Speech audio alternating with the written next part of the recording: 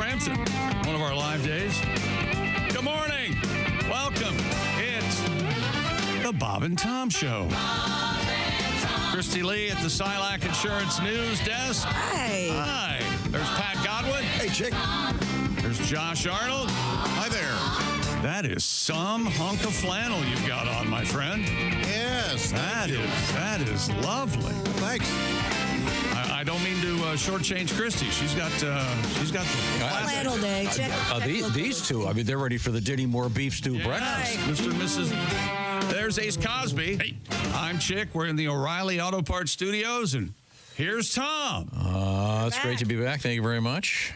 Made it. Get some rest. Have a lovely time. I didn't get a lot of rest. Smooth. Smooth as silk. Oh, what happened? Smooth as anything on your vacation. I think, all in all, it was a thumbs up. All in all. All right. More or less. All right. Glad to hear it. There may have been an incident or two.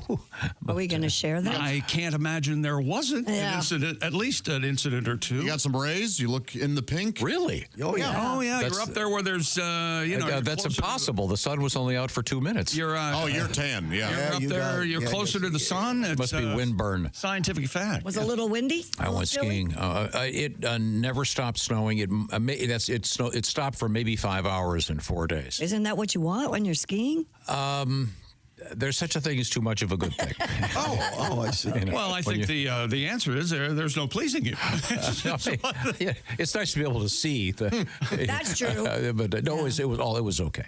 There might have been That's what Sonny said. Might have been an incident. Would have nice been able Well, are you going to tease the incident, or are you going to talk about it? Well, it's complicated. I'll try to. Dude, we got nothing but time. That's right. We got 4 hours. It's a long show. When one skis, you get on a chairlift. If you're not familiar with the way the chairlift works, certainly you get on this thing and you're dangling in the air, and it's a marvel of engineering. It's one of my favorite things. And the restraint, the bar that comes, it's up to you. Yes, but I always put the bar down. Of course you do. It's like a roller coaster bar. You put it over. And then usually it's a few minutes. You know, you're going up the mountain, and they're great, a nice view. I had never experienced this. I've been skiing for decades. Uh-oh. And I had never experienced this. I suddenly had some terrible cramps. Uh-oh. Oh, no. Did you? They're just the Muscle or stomach? Stomach. Oh, Tom. Certainly a fair question. This didn't happen. Don't tell me this happened. And when one skis, typically there's different kinds of outerwear that you wear. Oh, yeah, you start with... I wear a bib, which is, it's more like, it's like overalls. Sure. You know, well, you got a base layer, and you're trying to stay warm. Yeah, there's a lot to access if you want to. Sure. Yeah. Any kind of a transaction, you got to. I bet. You're undoing a lot of snaps. Yeah. Right. Are there places on the mountain to do that? Oh, yes. Yeah, they do have bathrooms. Oh, yeah, that's good. I wouldn't have known either. Yeah, and some of them are relatively well appointed. There's some that are somewhat primitive because you're in the middle of nowhere. The larger point is I got off the chair. I was thinking, okay, this is going to be, if this lift stops for any reason, you're in trouble. This is going to be a real S show. You had one in the hopper. Let me ask you this. Unbeknownst to me, had staging begun? To a degree. I'll just say, all is well. I was able to get down to the bottom of the mountain. So you took the ski lift. You went up. I came down. Skied down. You clenched the whole way. No. The rumbling kind of stopped, and I don't know what on earth it was, but it was borderline food poisoning, whatever it was. Oh man. But I'm not saying Put it this way, I don't want to go into any detail other than to say it might have been possible to take a DNA sample from my lowest layer of underpants. I'm just saying. Yeah. Sure. And then I was in bed for the next 15 hours. Oh. Well, see, but that's a bummer. That's a wonderful vacation. Yeah. If I went skiing for 2 days, I would be in bed sleep one day and ski one day. To recover. Yes. But there's nothing wrong with that. I could only be, and it never dawned on me, what if, because sometimes those lifts stop, or you could be in one of those gondolas, those little cable cars, then everyone would be wondering what's going on. Have you ever been close close to falling out of one of those, or seen someone fall out, or I've seen a guy fall. like it's quite high, is it? I saw a guy fall he was only about 15 feet up, and he fell down, and it was very weird, and he was hanging upside down from the lift, and his head was about 5 feet off the ground, and they had to come out and. But but it was his own fault for. That's half the coordination is half of the skiing part.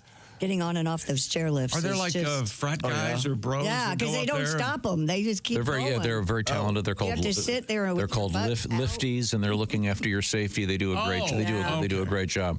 Lifties. Yeah, every once in a while. What kind of place is this? They don't have any lifties? No, they have assistance, and they have the ability to stop the lift at any time. Because people do fall. They do miss it. A friend of mine, I remember we were skiing in upstate New York once, and a friend of mine who was it was his first time ever. When it came time to get off, he just couldn't bring himself to get off. So the chair, if you're not familiar with this, it then makes a U-turn on the cable, and he goes flying around. and they have to turn it. They have to stop it immediately. That's when he goes flying off. Oh God, that was one of the funniest things I've ever seen. That was that video. Did I send you that video where recently a chairlift went crazy and like spun really fast and threw like a bunch of people off?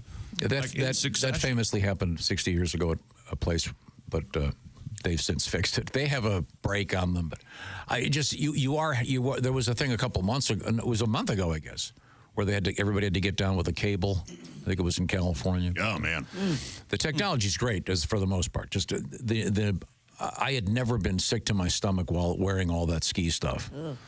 And then... What do you think it was? Was it food poisoning? I don't know. I mean, it came on very rapidly and is over now. All right. But I mean, there was at one point I thought, well, I'm gonna have to miss a couple more days of work because I'm not getting on an airplane. Yeah. You know, when you're in that situation in which you cannot be... Yeah. You know, where you'd just as soon sleep in the bathroom floor. Yeah, that's where your seat is if that happens. Then you're in the shower every 20 minutes. Can they land the plane if you can't come out of the bathroom due to gastro? It doesn't seem like they would, but yeah, they would insist on sitting on. Go to your seat, pal. I think legally they would have to. Yeah, and I think we have a story in the news that will remind you of the importance of wearing your seatbelt on an aircraft. And of listening to the flight attendants, who by the way, are being praised for their brilliant work getting these guys off and ladies and kids off of a plane yesterday. We got that story coming up. Oh, yeah, there's a huge story in the news. Everybody's okay, but a couple pretty seriously injured. Thank goodness. You'll learn about, the guy that always unbuckles before the plane hits that guy. Coming up, we have some exciting stuff in the world of news and sports, I understand. Some interesting news. I don't know if interesting is.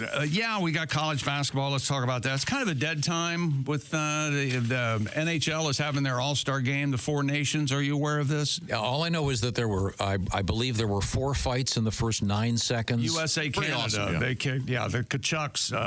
And they're going to play again, right? Yeah, Thursday night will be USA, Canada. Canadians did boo the U.S. national anthem. I mean, lustily. Yeah. But hey, I guess now we're getting some fun, getting some action. Right? Sidney Crosby, I know, sealed the thing last night, so I know a little bit about what's going on. It's Sweden, Finland, USA, and Canada. But a lot of the sporting news is guys being signed for hundreds of millions of dollars to play shortstop. Yeah. Pitchers and catchers reported. That's right. We've got pitchers, catchers, and accountants. That's right. Reporting. We got a blood alcohol during a. Is it a record? It's got to be. You're not going to believe it. And Justin Tucker, the kicker for the Ravens. He's a bad. Shut your mouth. He's now there are 16 massage therapists who have come forward saying that they were touched improperly, but nowhere near the record. Of course, Deshaun Watson. Those are the kind of record numbers. And all these are more than a decade ago, right? There are now 16 therapists from 8 different spas that have made allegations of inappropriate behavior by Tucker spanning 2012 to 2016. Okay. There you go. No one after 2016 so far. Well, now he can afford professional prostitutes. Well, and his kicking, why doesn't he top shelf? Well, see, now he's got the money. He can get the pros. I get it. He did not have a great season kicking, which is uncharacteristic of him. He was the best at one time at kicking the football, but that's not the case now. But we'll find out. We'll talk about it. We'll talk about it. Right now, what's the most important thing about flying? Having earbuds so you don't have to hear the guy behind you talking about. What's the most important earbuds? Raycon. That's exactly right. Raycon's everyday earbuds are your perfect partner for the plane, the gym, the work, the phone, the thing. Premium audio that goes where you go. And the upgraded model, 32-hour battery life, multi-point connectivity, quick charge function, 10 minutes of charging, 90 minutes of battery. And the earbuds also come with active noise cancellation starting at just half the price of other premium audio brands. And swell colors like royal blue, blush violet, forest green, and limited edition collector colors. And if you don't love them, which I've never heard of, Raycon has a 30-day happiness guarantee return policy. So go to buyraycon.com/Tom and get up to 20% off site-wide. Up to 20% off everything on Raycon's website, including 20% off all headphones. Just go to buyraycon.com/Tom. That's buyraycon.com/Tom. Well, thank you very much. And I understand I'm in for a real treat today. You are? I've been told. We covered some ground yesterday where Josh Arnold was concerned, and I've been doing whatever I'm doing for a long time, and I've never laughed harder.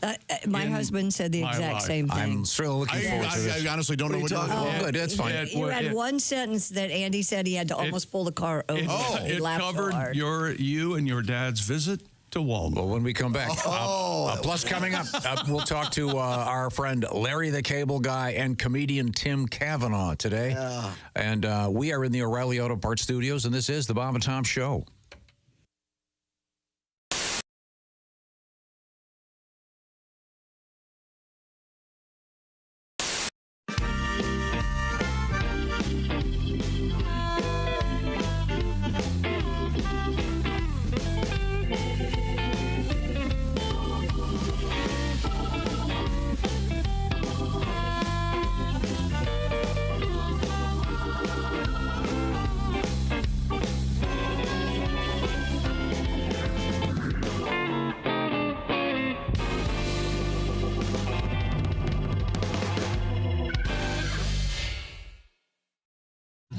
You should have seen me last night when I fell down laughing and I stumbled down a flight of metal stairs. I went crashing through the window at the VFW hall, tumbled over a pile of metal chairs. Then I cussed out my girlfriend, tried to feel up her mom. I wrecked my car, I think I bruised my spine.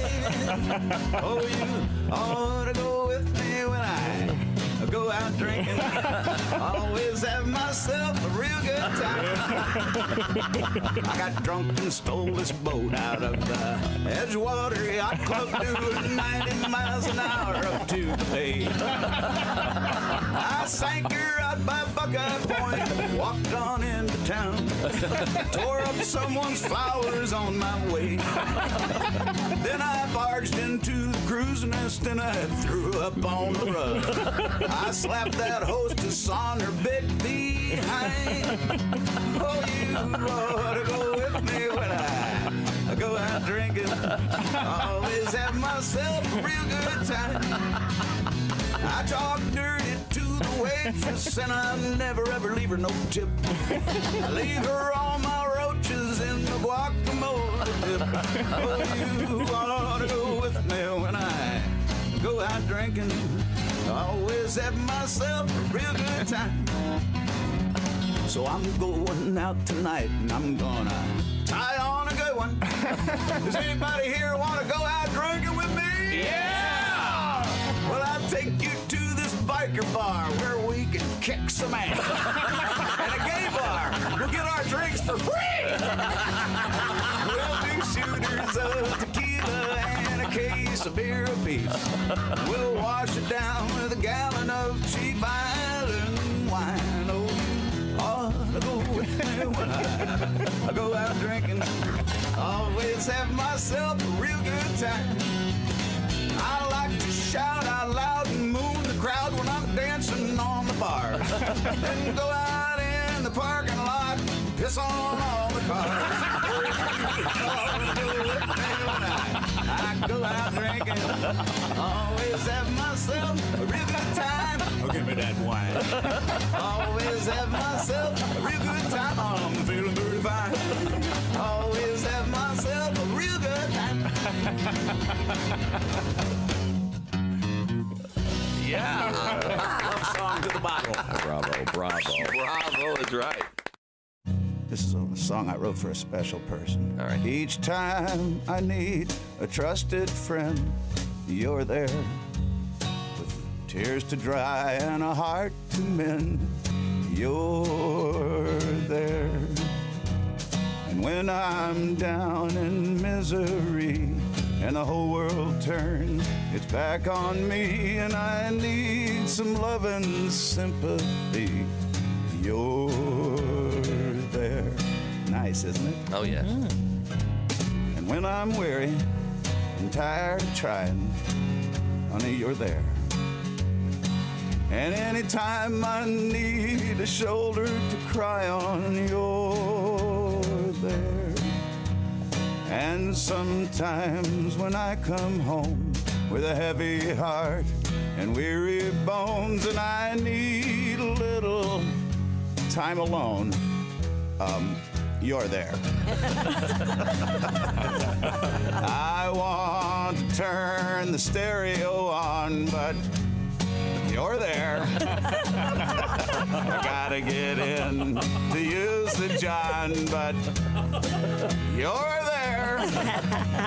And when I wake up lovingly and turn on my pillow, hoping to see Kim Bassinger smiling back at me, you're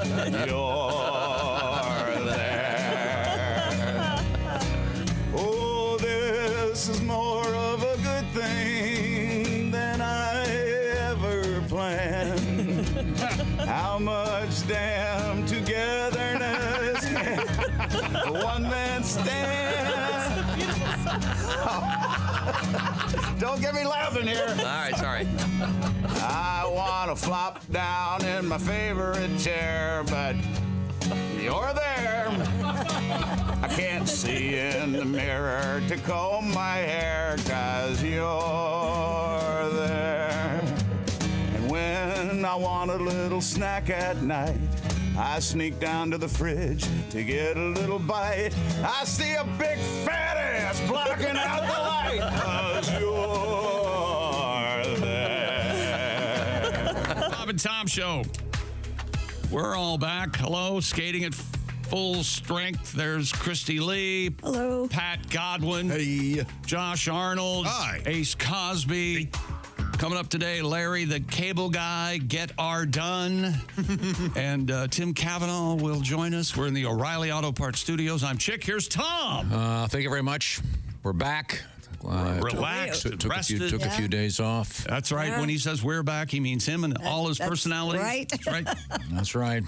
My bowels are tight again. Oh, good. That's important. Yeah. Now, weren't you secretly kind of happy when that happened, so you could and you couldn't wait to share it with us? Thank you for using the word for share. saying No, I've been skiing for many years, and one of the things about skiing is the ski boots you're wearing Yes. are extraordinarily difficult to put on and take off, and they're Yes. very uncomfortable. Well, don't you have a man to do that for No, but ski ballet. Dithers, get in here. the problem would have been if one were to have what's the word I'm looking for, had a sort of a festival of defecation in your ski Oh pants. my gosh. Getting the boots off in a public place would have been you would have just gone to a snowdrift and I'll just die now, God, before I do this in public. But everything was okay. I managed to get down. How long does exposure take before you pass away? I guess it would a lot of Varies, factors. yeah. Christy's going to freeze to death before I do. That, you know what I mean? Oh, is that right? Okay, yeah. All right. Okay. And then you'll cut open her semi-warm body and thrust your hands in there to keep them warm. Jesus Christ. Let's say you're out. Isn't that how they did it in the book? Sure. You're out in the wilderness and a Yes. yak you come a dead yak. Oh, yeah. You crawl inside? Absolutely. I'll You crawl revenant inside. that thing. Absolutely. Really? Yeah. Not a second thought about it. Not if you're trying to survive, man. All right. Or like Luke and the Tauntaun. Oh, yeah. That happened. Yeah. That's a documentary. In any event, like I said, there may have been some DNA in the underwear, but we're okay. It's a time now to check in with our mailbag. And who's going to start? Do you want me to? I've got it right over here, actually. I think you're aware of this about me, Tom. I was talking yesterday. I wanted to know again if eating food from the bulk food aisle, eating it right there, is that shoplifting? I say no. I say yes. It is. It's I say- shoplifting. You're stealing If food. I'm hungry. If they want to give you samples, they'll give you samples. Now, wait a minute. I didn't realize you were hungry. So I changed my answer. Thank you. I wouldn't eat it unless I was hungry. Ah, jeez. Dear Charles, this must be for my attorney. The eating from the bulk foods you were describing is referred to in grocery stores as grazing, or there's a grazer over in bulk foods. We got a grazer. I used to work at a grocery store. Our manager was obsessed with catching people. She would stand at the front of the store with her hands behind her back like a Navy captain. She would frequently kick people out of the store, forced people to pay for magazines they looked through, and even once called the police on an elderly woman for eating a date. Oh. Needless to say, I couldn't get out of there fast enough. Stay fast and eat on. Thanks for the laughs. Eating a date sounds like a sex move. Oh, sorry. I couldn't resist. Pat, have you ever eaten a date in a grocery store? No, but You waited until you were in the parking lot? He likes the parking lot. Remember that? He does like During the day. Likes a park car. Yeah, likes the park car. Yeah, charging someone for leafing through a magazine, no. I certainly would draw the line there. Exactly. However, the bulk food thing, I might have mentioned that some of these places have I like to eat certain types of nuts. Yeah. But some of these various mixed nuts. Yes. Speaking of eating out, Like a pecan, like an Cashew almond. nuts. but these places they have these big racks with these chutes on them, and you put the bag up. Yeah. Right? Well, let me tell you something. Some of those nuts, if you put like a softball's worth of nuts in there, it's $15. Oh, yeah. Oh, yeah. Easy. Yeah. So it's hard to judge that, Well, that's isn't it, why while you just stand there and eat what you want. No, but you can stand there and in 5 minutes easily eat $10 worth of cashews. Yeah, but it's then- free. I also, what I don't like about them is it requires a certain coordination, which I don't possess. Did I mention the one time I went to over near my house, there's a place that has that. And I did something wrong. And it went everywhere? I think I had $50 worth of unsalted cashews on the floor. I What do you see. do cashew then? Nami. What do you do then? Do you kick them under the aisle, or do you call? Don't you see? I couldn't get the thing to stop. You whistle for McGee to come over and eat them off the floor. Hey, Chick, we got cashews on the floor over here. Oh, boy. I prefer the ones in the little plastic boxes. They've already at least. yeah, me too. I see you.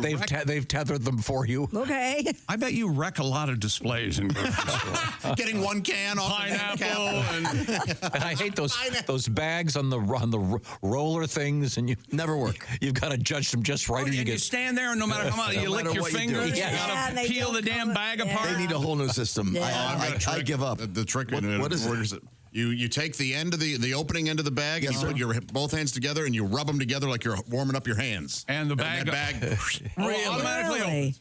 yes. They should have that on there because I've never opened one ever. I had a grocery store guy teach me that one. They should have a technician there to help you. Yes. I said, what's his name again? Smithers? What is it? Dithers. Dithers. Dithers. Bag boy. I have to do that with the dog poop bags. Yeah. And you're wearing gloves, and you got to take one glove off, wet your fingers, so you can get the things open, and then You should take those bags with you when you ski in case you crap yourself. you know something. Would you fill up a bag? Oh, I would have. No, I would have blown the end of the bag out. But in this case, he would have been holding the bag like you just bought a goldfish. Oh, yeah. Now we've got a nice letter here. All right. But before we get to the letter, someone's in trouble. Uh-oh. Who, me? What I do? I hope it's me. I mean, it's usually daily for me. As you know, I have a poster printed for our big event coming up this Friday. Big news on Thursday, the day before you left. They had a picture of me and on my Instagram, the Chick McGee. It went crazy, and everyone agrees I look like Mimi from Drew Carey. Thanks, Tom. The On poster, the poster has sort of a artistically treated photograph of each one of us. Pop art. Kind of a pop art. Andy Warhol look. And Chick did not like his. Everyone thought it was hilarious. Before I left, I had it redone, and Amy was supposed to pick them up, but I don't see them. We haven't seen him. Oh, she quit when you were gone. Oh, That sounds like grounds for dismissal. This isn't...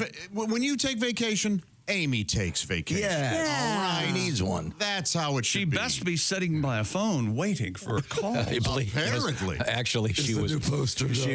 Yeah, no, I know my buddy Sean did him because he called me, say they're all done. I said, well, Amy's going to pick them up. I got to go to the airport, but they're not here.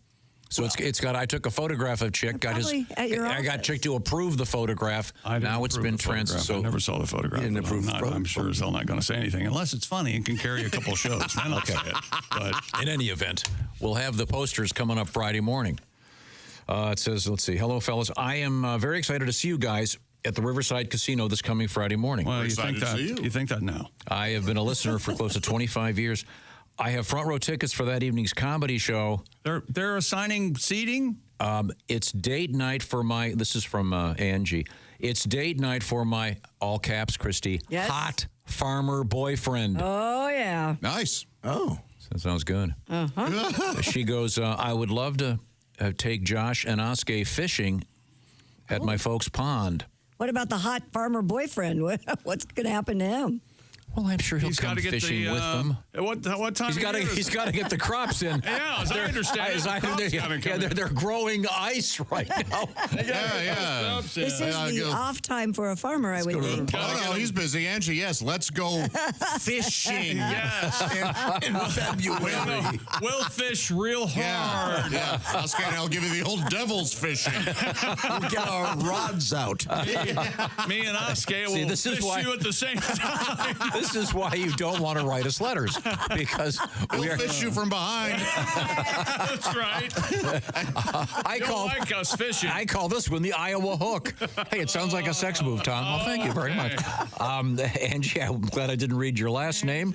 We'll look forward to meeting you in Yes, person. we will. with And your hot boyfriend. hot farmer boyfriend. That's, It probably is going to be real cold. yeah, it is. I'll be surprised if that pond's not a little frozen over. Yeah, it's been this is like the second major cold wave this winter. But you know why that happens, Josh? Why? Because it's winter. Yeah. That'll happen. Every year but you it can does still this. complain about it. Oh, no, I know. You know what I've become, and I was telling these guys this a couple days ago. I'm the guy in the neighborhood who keeps an eye on everybody's driveway when it snows, and I best get my driveway cleared before anybody else's. It's a contest, and somehow it's really important to me, and I don't know when this happened.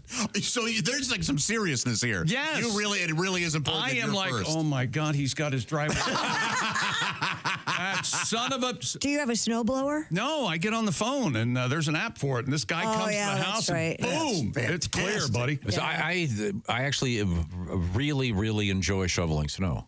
Well, I don't Well, think you should you're be doing not that. supposed Yeah, I to. was No, I'm gonna allowed to. I say. talk to my doctor. No, I don't believe a word you're saying. The temperature change and the exercise. You know what? I'm in great shape. We're right back to what I've are a always liar. said.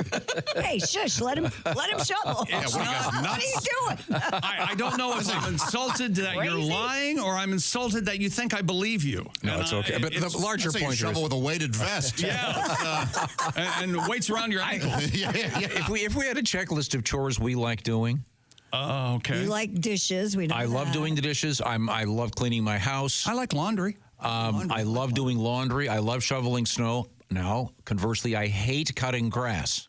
Oh, that is interesting. I have never liked it. When I was a kid, I had paper roots, but I hated cutting grass. Still do. I haven't cut my own lawn since when I bought my first house. I bought a lawnmower. 2 weeks later, I got rid of it. Okay. I hired a guy, even though I couldn't afford it, because everyone has chores they like doing. Mm-hmm.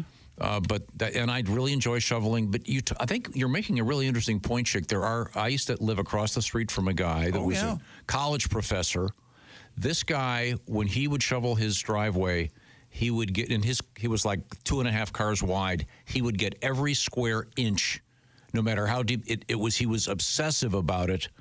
I mean, every inch of his driveway was perfectly clean all the time. And he did it himself, and he was a man of a certain age. But he didn't. All he really needed, he only had one car. He just needed enough technically to get the one. But nope. That's a guy who loves it. Yeah, that's the thing. And I think I've become that guy. Well, that's okay, but that's why the snowblower thing is so cool, because you get that perfect edge along the driveway. Yeah. I have that envy. See, I want the perfect snow. edge. I know that's nice, but I don't like that. Oh, I like the handheld. Okay. How often will you, instead of shoveling, do the sled push with your shovel? So that it's just, I do that. Because sometimes the snow is perfect for that. Oh yeah, that's fun. You just bulldoze it? Yeah. Doesn't it hurt your arm, your bad arm? No. No. Yeah, good. Because the bad arm is the one I just used to hold the handle. Huh. So the left one, the big one. Yeah. It's where the guns used to be. Yeah. Okay. You should probably start thinking about doing muscle shows, is what you should say. Sure, and some good shirt. You actually, you're cut. You're ripped. The thinnest you've ever been. What do you weigh right now? 140, 142? 112? That's what they're looking for. Yeah. The Mr. Burns invitation. That's what you need to get out there and throw that iron around. Even Cronin thin. Yeah, it is weird. You look in the mirror and you go, where'd Tom go? Wait a minute, that's still me? No, that's Mr. Burns from The Simpsons. No. How the hell did that happen? My goodness. Like Paul now, Newman. do we have, eating, when we that's come what back, happened. we have a story from Josh, apparently. Yes. Is this a 5-minute or a 2-minute? No. This is a quick one. Okay, now I missed this. All I know is I'm supposed to have a note here. Please ask Josh about shopping with your dad at Walmart. Yes. Yes. Here we go. What happened? And it was late in the show yesterday, right? And how did we start talking about her? I don't remember how this came up, but Paula Abdul came up, Tom, and I suddenly remembered one time we were at This is the judge from American Idol, but back in the day, she had her own. This is the choreographer of the Los Angeles Laker Girls. And by the way, Godwin said huge hits. I said huge hits. I mean, it's the H problem. And she had a magnificent we were talking about songs. Susanna Hoffs, and we were talking about and Josh was singing along, and I was teasing him. No one knows the second verse of that song, but Josh knew every word. Oh, that's right. Hey, how did you know about Paula Abdul? Yeah.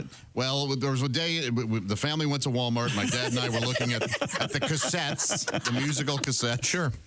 And I just remember your dad, the Vietnam veteran, begging and pleading, really desperately begging him to buy me the Paula Abdul cassette. Now, what was your big hit? What was Straight Up? Straight Up was Opposites Attract. She was huge for a while. You guys are getting me all wistful over here. Didn't she do she put her knees together? Yeah. Sadly. And Okay. I don't remember this tune, but I guess it was a big hit. Go. Watch this. Oh, Josh. He knows all of it. oh, he knows all the words. All that you see. She's moving. Way too slow. Speed up, baby. And remember that. Here comes the good part. Please. Straight up now, tell me, do you really want to love me forever? Oh. Oh, yeah, John did Just begging my dad to buy this for me. I must have been busy raising children. I have never heard this song. It was in the 80s. You were busy. Yeah, that was late 80s for sure. And boy, I don't even, it didn't help my cause but Dad, you're a cold-hearted snake. You're a cold heart to his eyes. And I just, You don't remember? And what was the famous line that your dad said about that? oh, I'm sure later he was just like, gee, I was in Vietnam, but this is my Vietnam. Vietnam was not my Vietnam. Buying my son, Paula Abdul, on roller skates in the basement. And now I got to listen to him and his gay brothers. Your dad did 2 combat tours of Nam. He was in the rough spots, if you will. Yeah. Listen to him down there. There's roller skating around the basement. If this came out when we were in Nam, but they wouldn't have been playing this, I don't think. Well, fellas, before you go into the Mekong Delta, here's a little Paula Abdul. You sure you want that one, son? These Metallica fellas look like they might have something. I'm going to lie down on my bayonet while you listen to that. Oh man. Paula Abdul. It's so amazing that it's possible. Even back then, we live in such a segmented culture. I've never heard that song. I can't That's believe funny. that. Yeah, because she was It was everywhere. And it was an MTV staple. Great videos. You don't remember the Great rap she did with videos. the rapper Scat Cat? No, I stopped watching MTV about 84, so I missed all It of was it. Duran Duran, wasn't it, that put you off of it? Among You other would constantly complain about Duran Duran. Hungry Like the Wolf. Great song. Yeah, great. Okay, well, different strokes for different folks. Which reminds me of the Sly Stone. I've got to watch this documentary. Apparently, it's great. Yes. And it's on Hulu. Is that right? Yes, sir. Okay. Right now, the Bob and Tom Show, brought to you by BetterHelp. Let's make 2000. We got through the first month and a half of 2025. Maybe even thinking about helping yourself with some green flags in your life, getting rid of those red flags, and getting some harnessing some energy, whatever you want to call it. It's all about feeling great about yourself, and this is where some therapy can come in. And BetterHelp is all about accessing therapy in a much more convenient way. Maybe it's something you've never done. Maybe it's something you've been thinking about doing, but are kind of concerned about sitting down face to face with somebody. Well, BetterHelp, among other things, it's all done online, so there's a comfort level that perhaps wasn't there before. And BetterHelp is already incredibly successful. 5 million people are using this method of accessing therapy. There are some 30,000 plus credentialed therapists with a wide range of specialties, by the way, that are working with folks just like you. And if you want to find out more about it, you just go to BetterHelp.com. More specifically, if you go to BetterHelp.com/BT show, you'll knock 10% off the first month. And by the way, you are hooked up with a therapist online by doing a little questionnaire, and they'll ask you some questions about what you're thinking about, and then you'll get hooked up with a therapist. And then, by the way, you can switch therapists anytime. No additional fees are involved in the therapy. Once again, done online, so it's a little easier to acclimate yourself to it. You can do it with a camera on. You can do it with a camera off. So it's kind of like a Zoom call or like a phone call, or you can do it texting back and forth. It's all up to you about discovering those green flags in your life and starting to feel as good as you can. So check it out. It might be something for you if you've been thinking about therapy for a long time. BetterHelp.com/BT show. Once again, that's BetterHelp, HELP.com/BT show.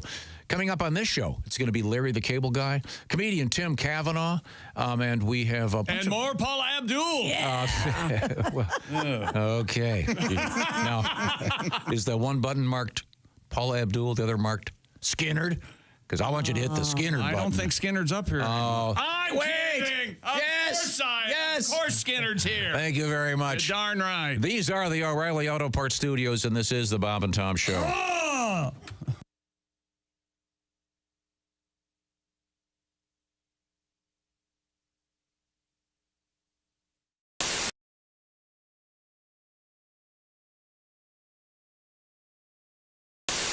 Hi, Christy Lee here. How would you like to go on vacation with me? No, seriously. Join me September 28th on a journey through the lovely landscapes of England, Scotland, and Wales with Paulette. We'll travel through the charming countryside and also experience the historic cities of London and Edinburgh. Experience the best of Britain's rolling countryside and bustling cities rich in history and culture. We'll see the iconic landmarks of London. Visit the storybook villages of Oxford, Chester, and Shakespeare's Stratford-upon-Avon. We'll behold regal jewels of Edinburgh's castle and visit the medieval walls of York. This and so much more. The best part? Palette makes travel easy, including flights, meals, hotels, sightseeing, and local experiences. It's all planned for you. You can just sit back and have the time of your life. Don't miss your chance to see Britain with me. This is going to be a great group and an amazing trip. I already know we're going to have so much fun. Call Colette at 800-581-8942 or visit bobandtom.com to learn more. Don't miss out. Call Colette at 800-581-8942.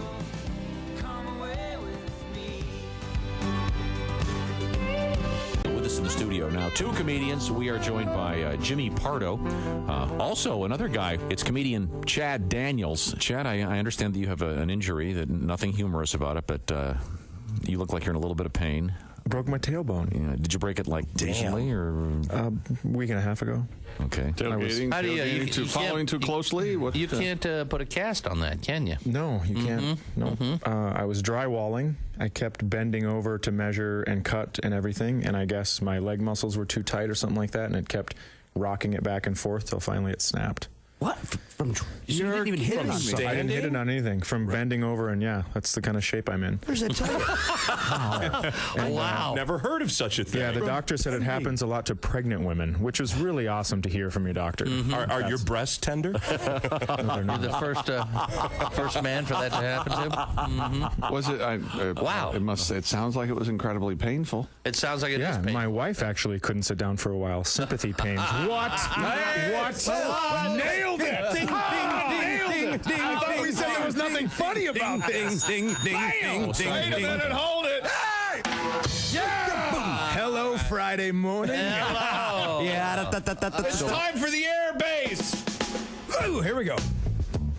Come on now. Everybody got her? This is the guy that perfected it, Jimmy Pardo, ladies and gentlemen. There it is. Hey, Hey! what the matter with the head? Do you know the lyrics? Little red button. Hey, hey, what's the matter with the guy? Say it again. Hey, hey, what the matter with the Chicken? Oh, we've got something new. What happened? Oh, Lou Reed. Oh, yes. Oh, Jimmy Pardo on the air base, ladies and gentlemen. like you just don't care. Yeah. Oh, you know, I go this way. Oh, no, suddenly it's in a stand-up acoustic. Oh, that's new. Yeah, right. I like that. Very nice. Hold your left hand higher. Remember, it's you. It's not a stand-up cello. Turn it off. Turn it off. It's not a stand-up cello. Got it, that's it. That's it. You ruined it. You ruined everybody's fun. Sorry. You ruined everybody's fun. Heard this stuff from you. I hit a guy in the jaw and as hard as I could twice in somewhere in New York, Albany, New York. I just played the Palace Theater, and we were going to go get something to eat. And it was a restaurant attached to the hotel, and my bus was across the street because I always stay on my bus. And this girl came over and started talking to us at our table, and I don't know her, She had her sister does stand-up in New York, and Vic Henley was the opening act, and he does stand-up in New York, and he knows her. So they were talking across the table. If it wouldn't have been for that, I'd just shoot her away because I was trying to eat my crappy little piece of tilapia. You must do very well. She gets up and leaves, and she comes back, and she has her sister on the phone, and she's headlining a club that Vic and I headlined forever in Columbus, Ohio. And so she hands the phone to Vic. She sits down next to me, and Vic can't hear, so he gets up and walks away. And then a guy comes over to her. So some guy came up to me and asked me, a young guy, for an autograph. I said, I'm trying to eat right now. And this guy comes over, pokes her in the shoulder, and says, get over here. And she gets up real nervous and walks over there, and I'm like, man, what is this? And I see the guy walking over towards me, and he goes, how come you took a picture with my girlfriend, didn't take a picture with my son? Both of them were connected to this guy. And I don't know. I don't know anything. But he was standing up, and I was sitting down. So I started to stand up, and he shoved me back down in my chair. Uh-oh. And I'm like, all right, okay. And so it was ugly. It was a nice place, too. Wine glasses, tablecloths, and it all went flying. And I got up and shoved him, and he took a big swing at me and hit me, but not really with a punch, but hit me and left his jaw just hanging out there. And I'm like, all right, here you go, buddy. You can't leave your jaw hanging out there. And I just, boom, boom. And so he called the cops and filed assault charges on me, or tried to, and the cops showed up, and I was like, oh, come on, man. The old Chevy Chase shoulder kick. So it's hard sometimes. You know. So now, and that's why now I have to have police everywhere I go, because probably nothing will happen, but if it does, I can't hit people. Yeah. I'm 61. I don't need to be getting in fights or anything. And Pat, who's not very big, but my guy Pat that drives a bus and manages my road stuff, he's a little guy in stature, but he's a 7th degree black belt. And so he actually got this guy in a sleeper hold from behind after I hit him, and then the guy started tapping him on the arm. I did not miss that. Welcome back to the Bob and Tom Show in the O'Reilly Auto Parts Studios. Josh and Christy and Pat and Ace. I'm Chick. And look at him over there, majestically perched like some no coffee at all pro on a phone line. No one believes. Let me finish. You. No, I had no coffee yesterday because of the thing. Oh, you didn't want to. Well, the what thing? Well, the day before, I told you I was on the chairlift and had an intestinal attack. What coffee does? It's nature's enema. Coffee and cigarettes. Yeah. So you're not gonna. You don't want to get on an airplane where you're already somewhat tentative about your relationship with your sphincter. The last thing you want to do is, before I got on the plane, I downed a nice cup of Java. The old colon squeezer. I do not want to be in an aircraft and have to, So what if the seatbelt light goes on and you've really got to go bad? That's, to me, in my mind, there's you get up and you go. You can't. You can't. I'll push down a flight attendant. I have They can't act like we have no rights up there. I'm so sick of it. I have gotten both treatments. I've asked, can I get up? I need to use the bathroom. Right. And they've said, oh, of course, even with the seatbelt light on. And they've also said, no, go back and sit down. So I almost kidding. Yeah. It was so bad for me. What is today? It was so bad for me a Sunday that I thought I'm going to have to stay an extra day, and I'm not going to get on an airplane until this thing passes. Yeah. Fortunately, it was quick, but I did not get any coffee. But on this topic, you back on stable ground, or? Well, we've come this far. Yeah, so I think so. Give us an update. No, everything's fine now. So I just sent Mark out for I'm going to have my first coffee in 48 hours. I'm getting very excited about this. All right. It also didn't help that when I got here, there was no cream and no real milk in the refrigerator. There's a bunch of faux creamer. Oh, God, you and your needs. It really just... I think if at the office refrigerator, if someone is assigned, you're in charge. So I'll go out today and I'll buy real cream. Well, that'd be good for But I should get my own refrigerator because someone drank it all while I was gone. Who shares the creamer with Tom? I don't. I think the night guy does. That's all I can figure. We don't have a night guy. There are a couple people in the building who come back here. There are those that lurk. Oh, they really? think they bring grocery bags and fill up, and then take and go home. You need to lock that door. I'm just saying, if you don't have real cream at your office, why don't you just move to another country? Okay. There's a lot of that going on, Tom. Oh, that's fine. Keep going. It's okay with me. Now, on this topic, on a very positive note about how much I love flying and all the great people working, listen to this story about what happened in Toronto yesterday, and thanks to the great flight attendants. And they ended up upside down. And the pilots, everyone's okay because the flight attendants got him off the plane. Everyone's fine. I think the one of the guys that was on the plane said, we were all hanging upside down like bats. Yeah. No kidding. The plane. Delta Airlines jet flipped on its roof while landing at Toronto's Pearson Airport. Somehow it lost a wing as it's landing, and it flipped over that side where the wing was. Looks like it hits the runway, explodes in the back from the fuel cells, and then they. Oh my gosh! Yeah. Well, all 80 people survived. Winds were gusting at 40 miles per hour when the flight from Minneapolis carrying 76 passengers and 4 crew members attempted to land Monday afternoon. And this happened in Toronto. Yes, right? communications between the tower and pilot were normal on approach, and it's not clear exactly what went wrong when the plane touched down. Toronto Pearson Fire Chief Todd Aitken said 18 passengers were taken to the hospital with minor injuries. And then he said, sorry. You know, Then they did have the goofy flight attendant come on and go, hey, look, we landed in Australia. Everything's upside down.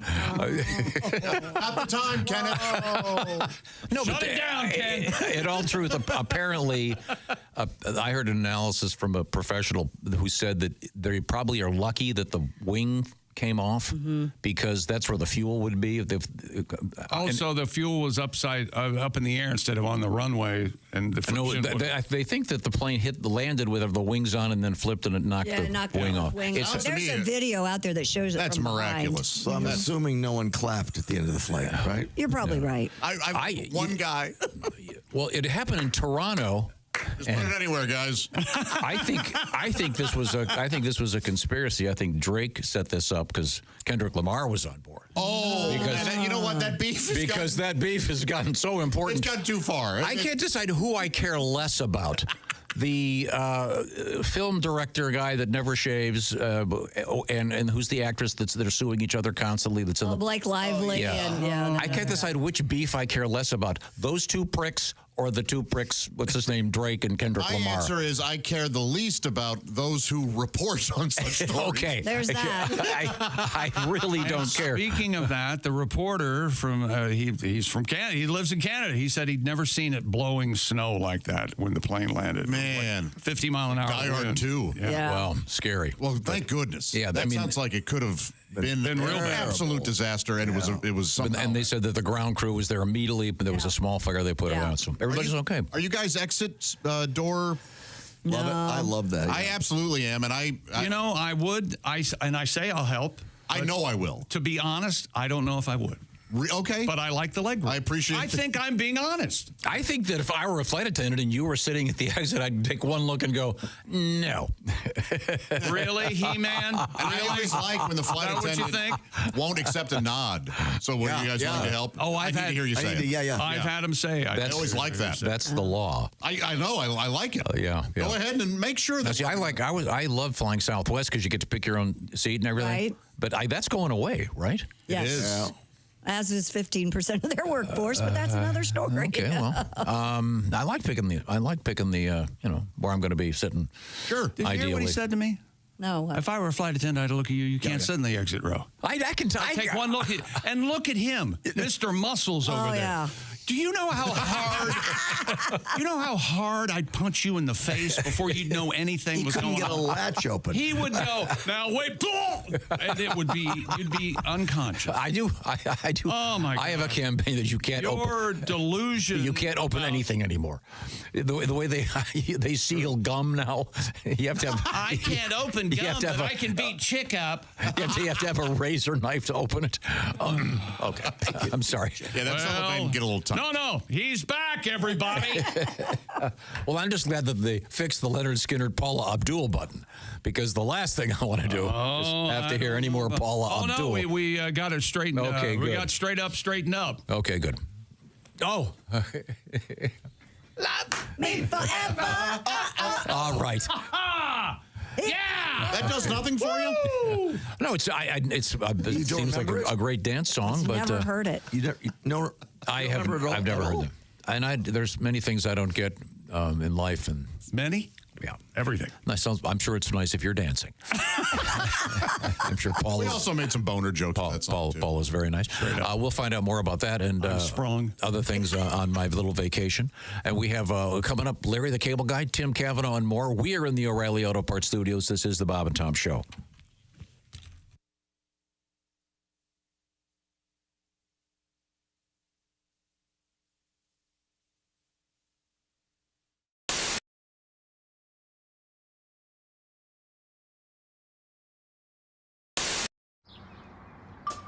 Is that Chick McGee? Why, it sure is. Chick McGee, who knows that an annuity from the folks at Silac Insurance Company means a retirement check in his mailbox every month. Chick works on perfecting his mailbox opening technique. Easy, Mr. McGee. Don't blow that elbow out.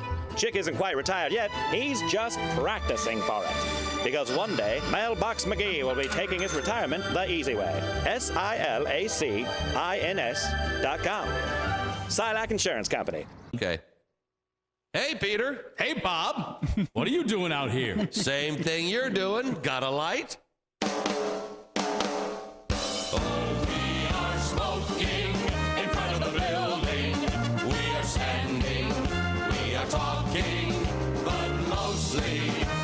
Smoking, we are smoking in front of the building. Oh, we are smoking in front of the building. We are puffing, we are gagging, we are happy because we're smoking. We are smoking in front of the building.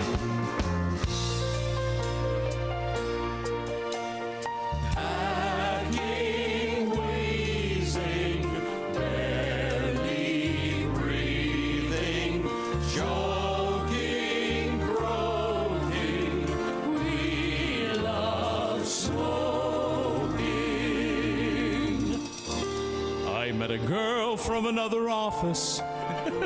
She's a smoker, just like me.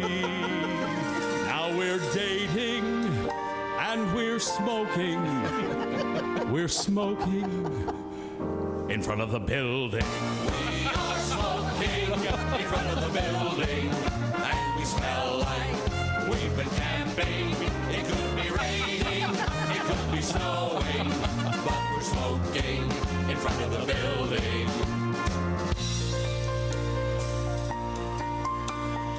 Hacking, wheezing, barely breathing, choking, croaking.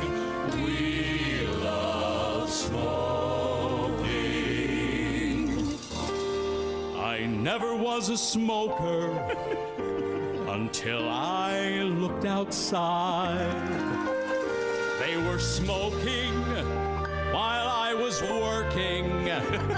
So now I'm smoking in front of the building.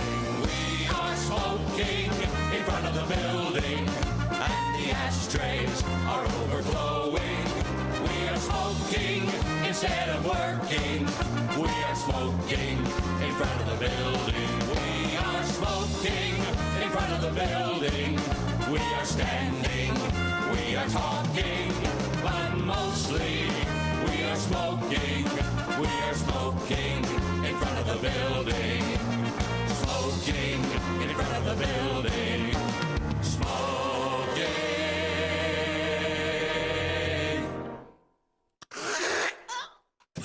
Oh, God. In front of the building. Beautifully done. Where was the end? Screw it. Bravo.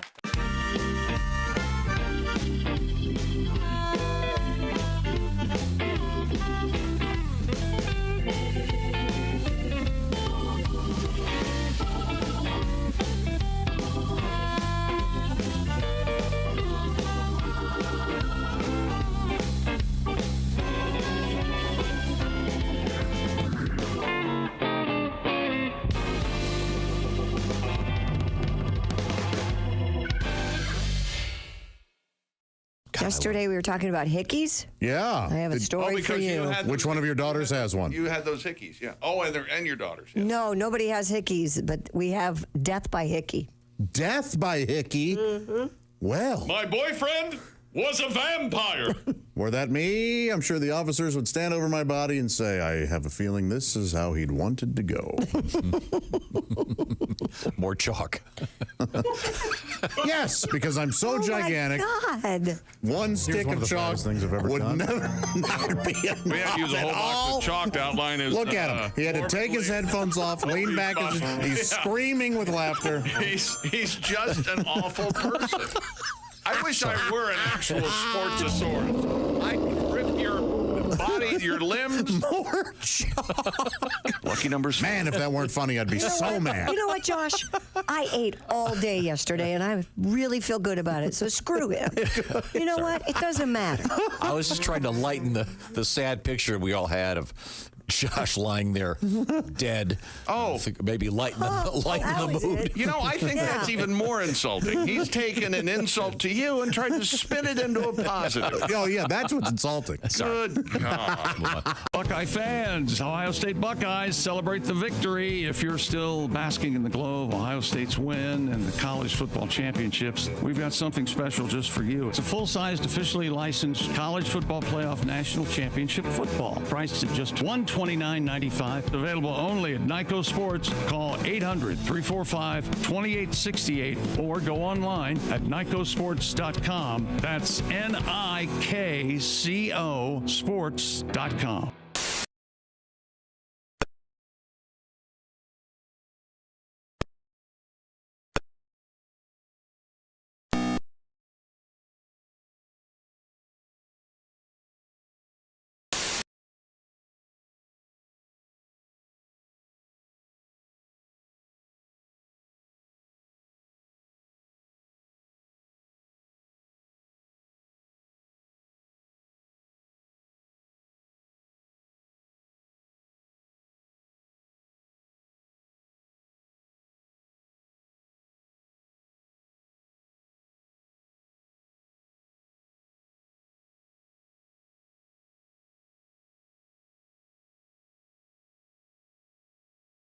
Nice job. Too. Nice job, Tom. Thank you very much.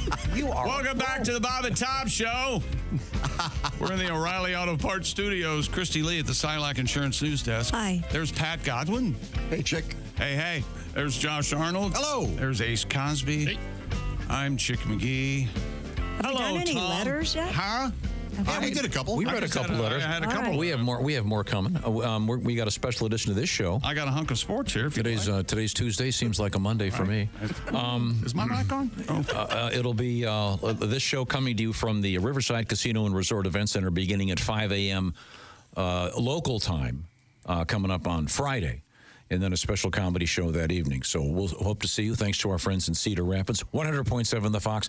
We do have some special charity T-shirts that we've put together that I hope you can grab one when we're there. You can actually buy them online. We won't be able to ship them to you in time for the show. But we also have very cool brand new Bob and Tom zip-up hoodies. Yeah, we do. I want one. With the Bob and Tom coast-to-coast logo on the breast.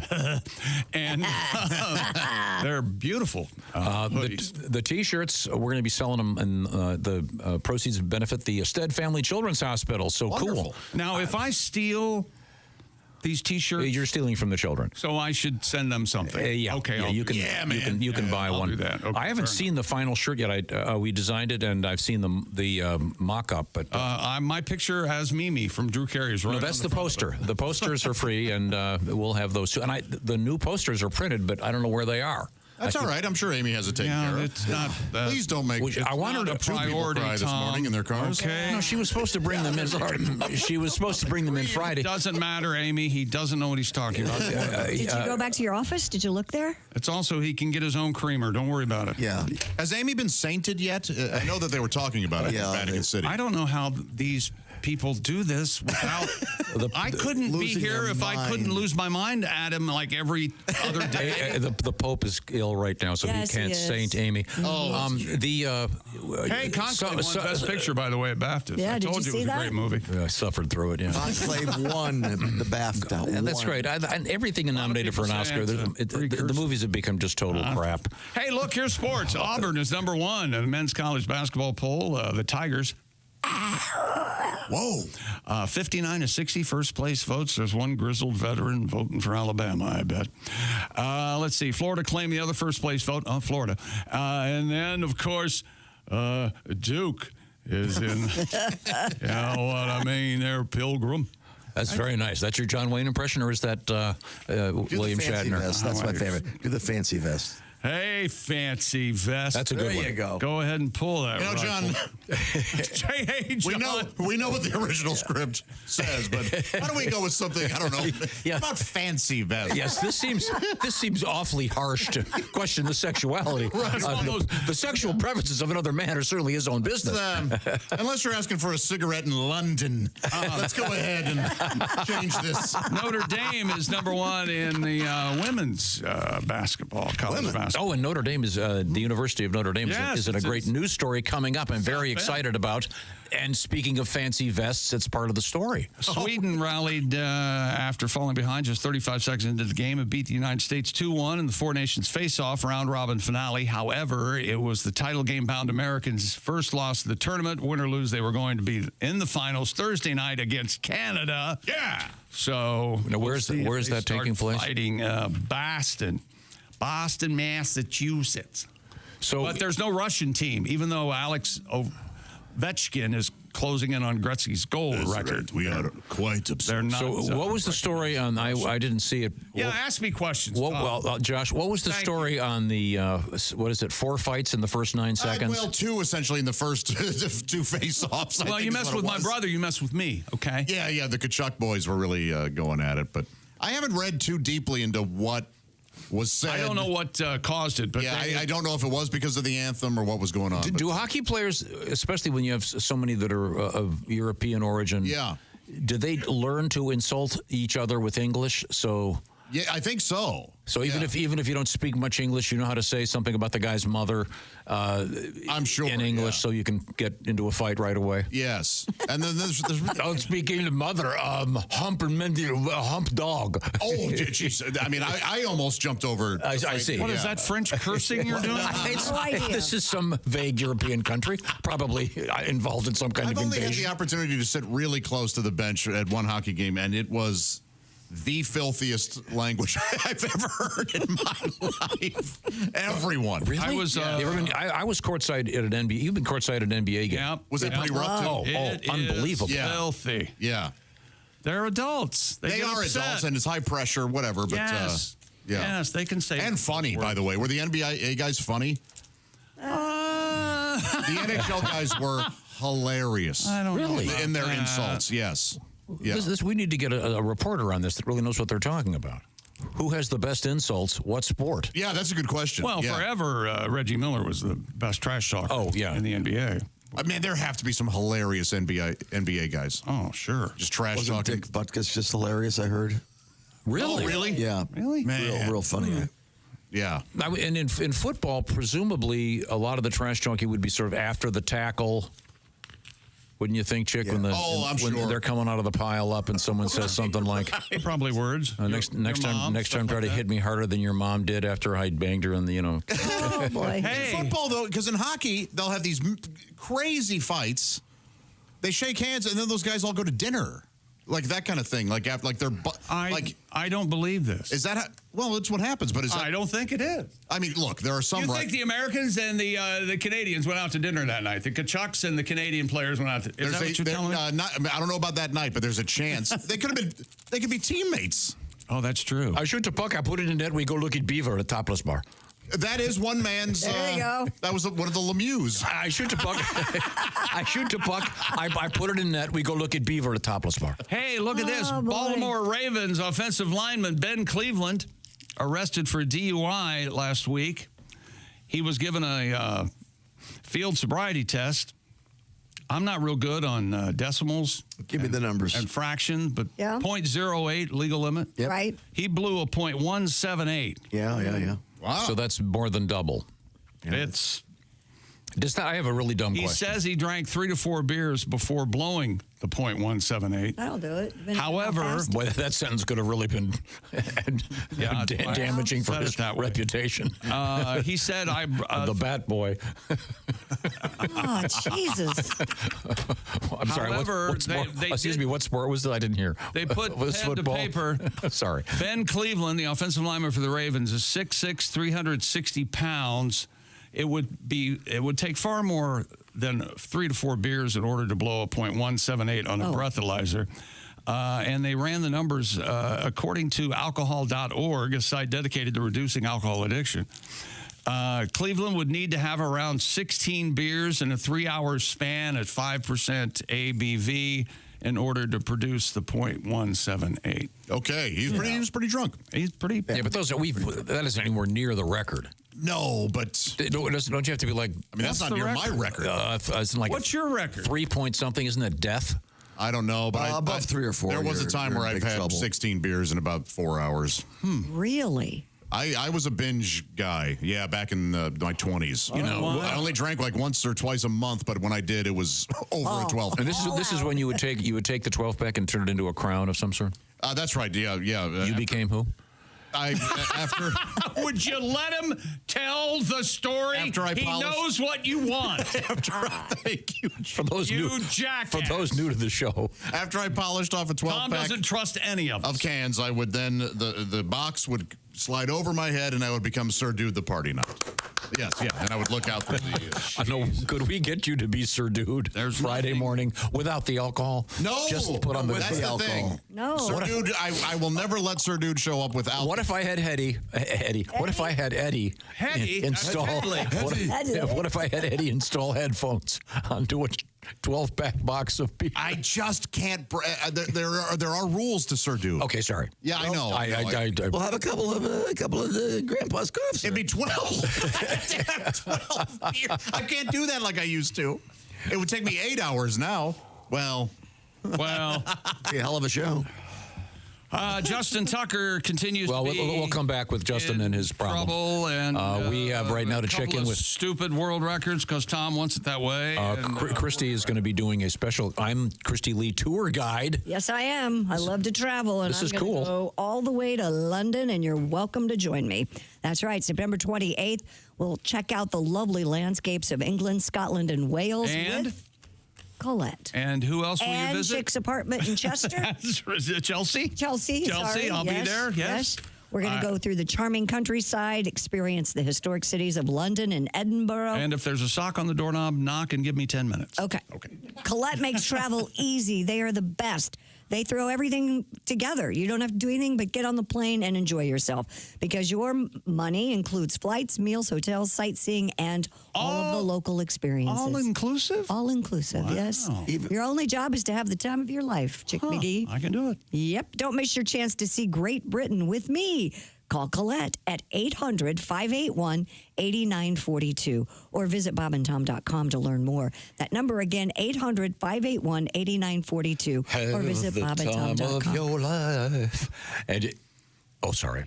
My brain was feeding into the microphone. I was singing You'll Have the Time of Your Life, one of my favorite songs. Diane Warren's England, genius. Scotland, and Wales, September 28th with me and Colette. And maybe my best friend Colette will join us too. That would be fun, wouldn't it? Yeah, Colette on Colette. Is she okay? Two Colettes? Wait a second. No, that sounds like a sex move. Colette on No, I didn't mean that. Oh, God, edit that out. No, Sorry. keep it in. She's okay. She's fine. As you can see, the show is already off the rails. Coming up, it'll be Larry the Cable Guy, comedian Tim Kavanaugh. And can we get a song out of Pat? I mean, do you have a guitar today, we have Pat? a song about we have a mummy story, and Pat's got a great song about it. Okay, cool. I'll look forward to that, certainly. We are in the O'Reilly Auto Parts Studios, and this is the Bob and Tom Show.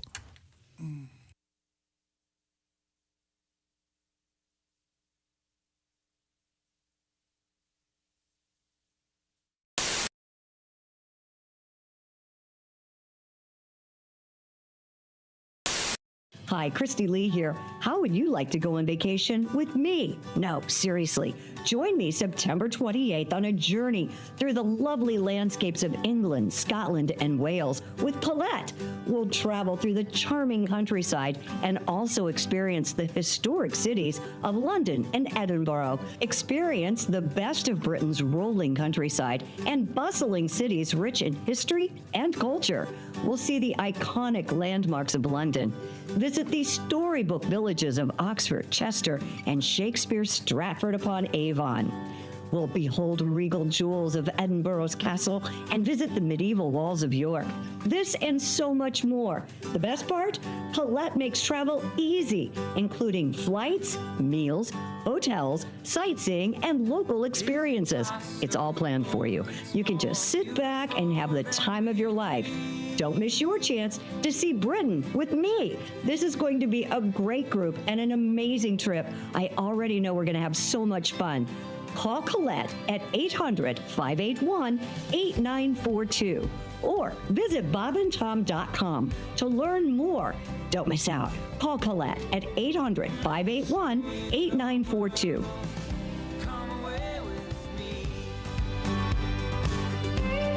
That's why you're single. That's all. What? Are we? Wait a minute. I'm sorry. We're back live. Back with that. Not your tongue. He was talking about me because I went like this. No. I'll tell you what it was. You see, you're not even aware of what you just did. Welcome back to the Bob and Tom Show. We're live in the Napa Auto Parts Studios. Coming up, our interview with Donald Fagen. You're from so Steely Dan. stupid. You don't know what you're saying. No, we're trying to make conversation. Just before the mic's open, Josh goes, "Hey, my toilet seat's on the way." Yeah, that's right. He's excited about it. Right. It was something we had discussed. Did you hear what Tom said? We were trying to make conversation. Tom doesn't He didn't have speak a conversations. word during that break. He They doesn't kept say his anything. headphones They on. invented the phrase, he talks at me. You, yes.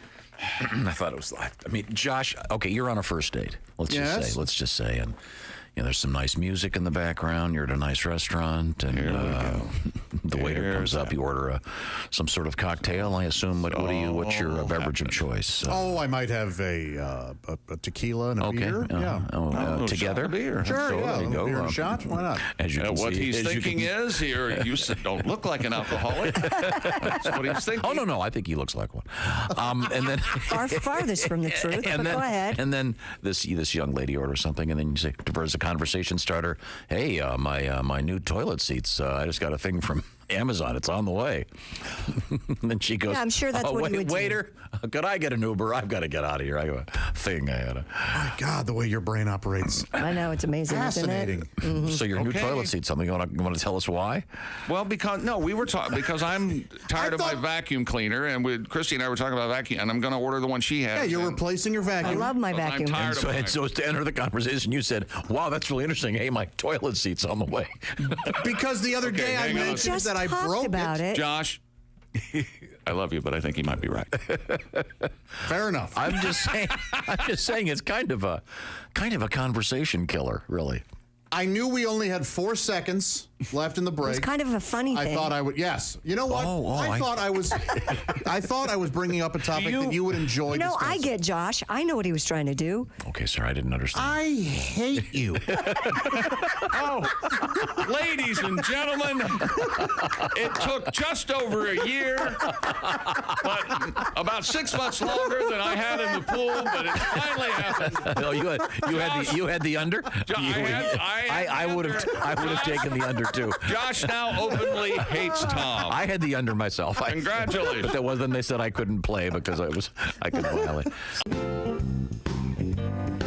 Bofa on the front. What? Bofa on the front. What are we talking about? D's nuts on the back. The new T-shirts. What do you think? What are they going to say again? Bofa On the front. and then on the back, D's nuts. And another T-shirt. Uh-oh. You're having chest pains. Wait a minute. Hold it. Wait a minute. Yeah, I'm fine. I do very well. But I don't know what on the back yet. What do you think? Are you recording this? Hi, this is Chick McGee from the Bob and Tom Show. Thanks for watching this morning's show. To listen, just go to bobandtom.com and check out the list for a station near you, or stream the online radio station on our website and the Bob and Tom app. The Bob and Tom Show, on air, on app, and on demand.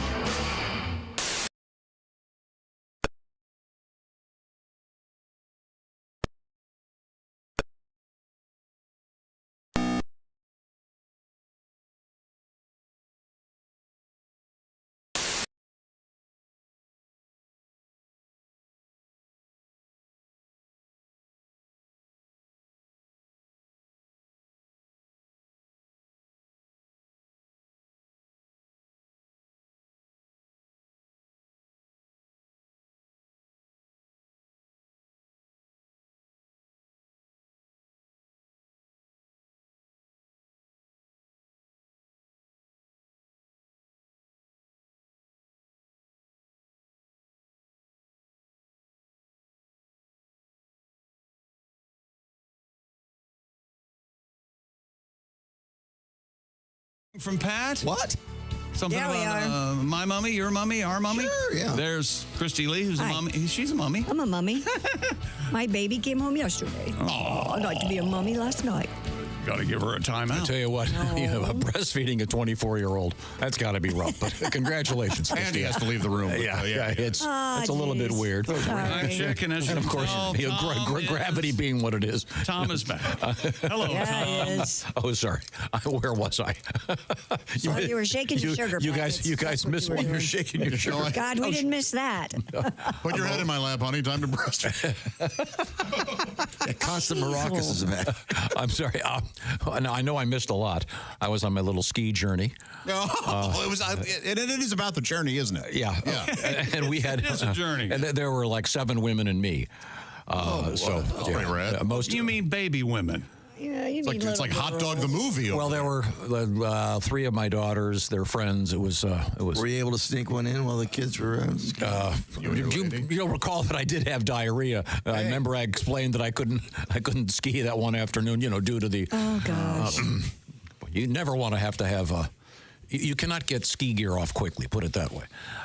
No, but what if the love bug bites? Well, he's saying it didn't have the chance to bite. Yeah.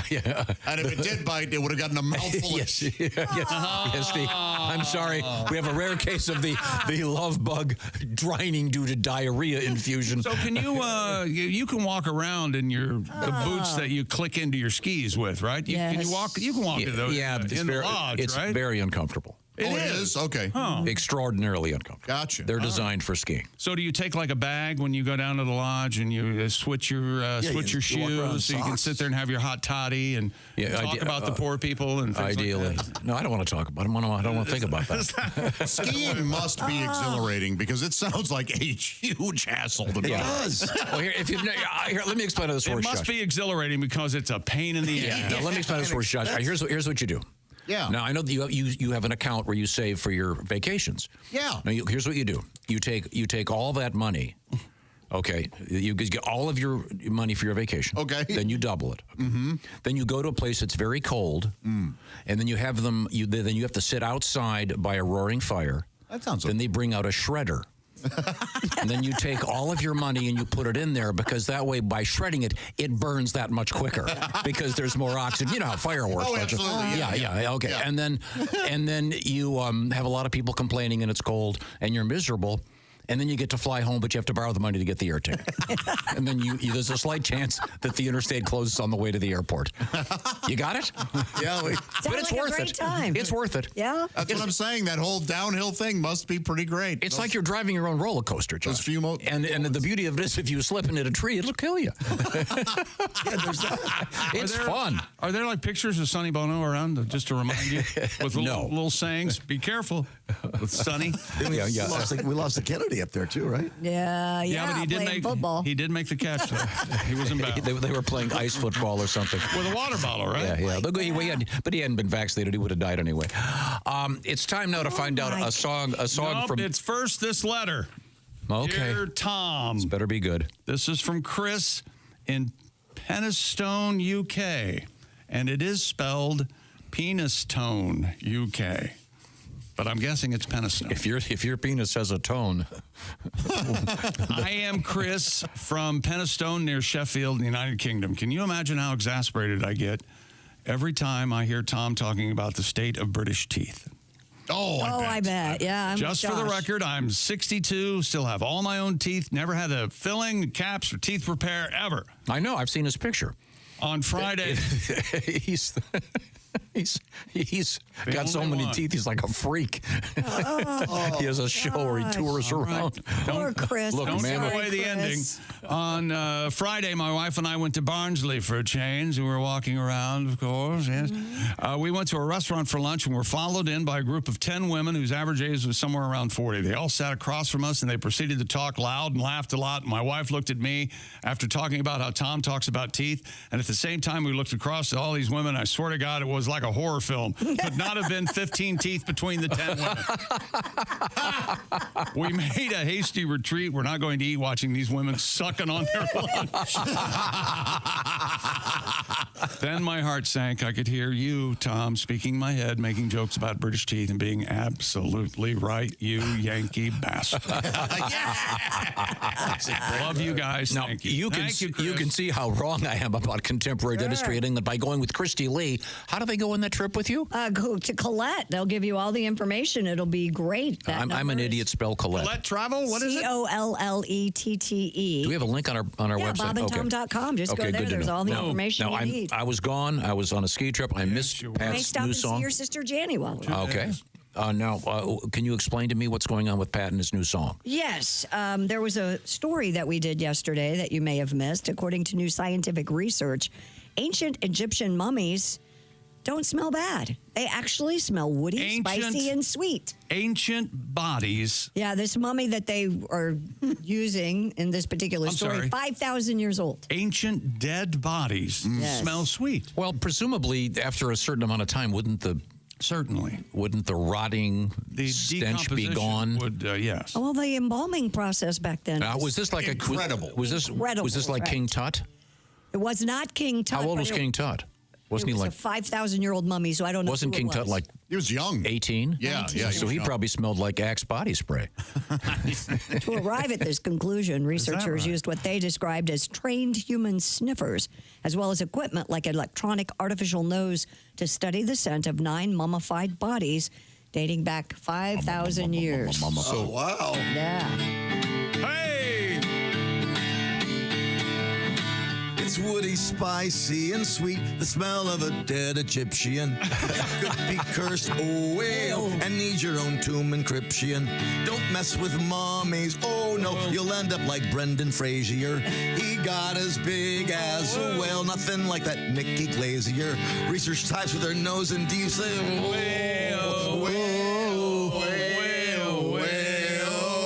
smells like a dead Egyptian. Smells like a dead Egyptian. And then that's pretty much it. There's nowhere else to go. Oh, I love that song. That's great. Well, and that is what led us to Paula Abdul. Because we were talking about Susanna Hoffs in the video. She looks off to the left and off to the right. Oh, so hot. Yeah. Beautiful. So that was Oscar's when he said that was a formative moment for him. Yes. The Susanna Hoffs. Yes. Not Paula Abdul. Although I'm sure Jeff had. What is it? Paula Abdul, not Abdul. What's her name? Paula Abdul. Ow, ow, ow. And this was your jam, Josh? Run. This whole album, man. Yeah. Now, how old were you at the time? When did that come out, you think? 87, 88? Right in there, yeah. I was 9, 10. Oh, okay, I see. Okay. So this was not any kind of age in which one becomes aware of certain aspects of human sexuality. You know what? I knew she was hot at the time. And I did have a crush on her, but I didn't know what that meant. Yeah, okay, that's fine. Mm-hmm. But it's a catchy tune. Oh, yeah. She had hits. I'm just. It's just not. It's not in my particular sphere of. Sure. She had hits. Yeah. And I mean, and multiple albums that did real well. Yeah. There's certain things in life I don't understand. Yeah. For example, once again yesterday I was on this the ski trip for a few days, and there was they had some famous quote unquote DJ at the top of the mountain. Oh wow! How about that? And you had to pay a special fee to go see this guy. And then another fee to take the ride up, apparently. What? And it was like $150 or something to go. What? Yeah. Don't they have enough of your at the top money? of the guy? Yeah. Did you do it? I would do that because it sounds like there are seats up there. No, there weren't. Stand in the cold and watch. Stand in the cold. Some jackass with a. You took the girls? No. No. The girls want to go? I was skiing. Why in the middle of a day when you're skiing do you want to stand there and listen to some jackass with a Macintosh thrusting his hand in the air as if he wrote the music? It sounds to me like you're a wonderful father, unless you're skiing. I like to think it was on their own. I like to think it was Dead Mouse. Have you guys seen that guy? Yeah. But and he has like earmuffs on it, or a hat and a scarf. Yeah, maybe a big scarf. I understand people will do that. That's sure. I don't get it. Fair enough. Well, there are those that do get it and love it. Is no one playing any instruments? Don't you kind of like when you don't get things? I love it. Yeah. I go, you know what? I don't get it. And that's one less thing I have to worry about. Yeah. Oh, I totally ignore it. Yeah. I think it's talent-free, but that's fine. Here's something I don't get. We went bowling. Have you done this thing where at the end of the bowl? We're going to sit here and talk about things you don't get. We're going to be here for So I'm at a bowling alley. Okay. When is this? And this is 2 days ago. They have what? Right next to the hotel, there's this underground bowling alley. All right, well, fun, yeah.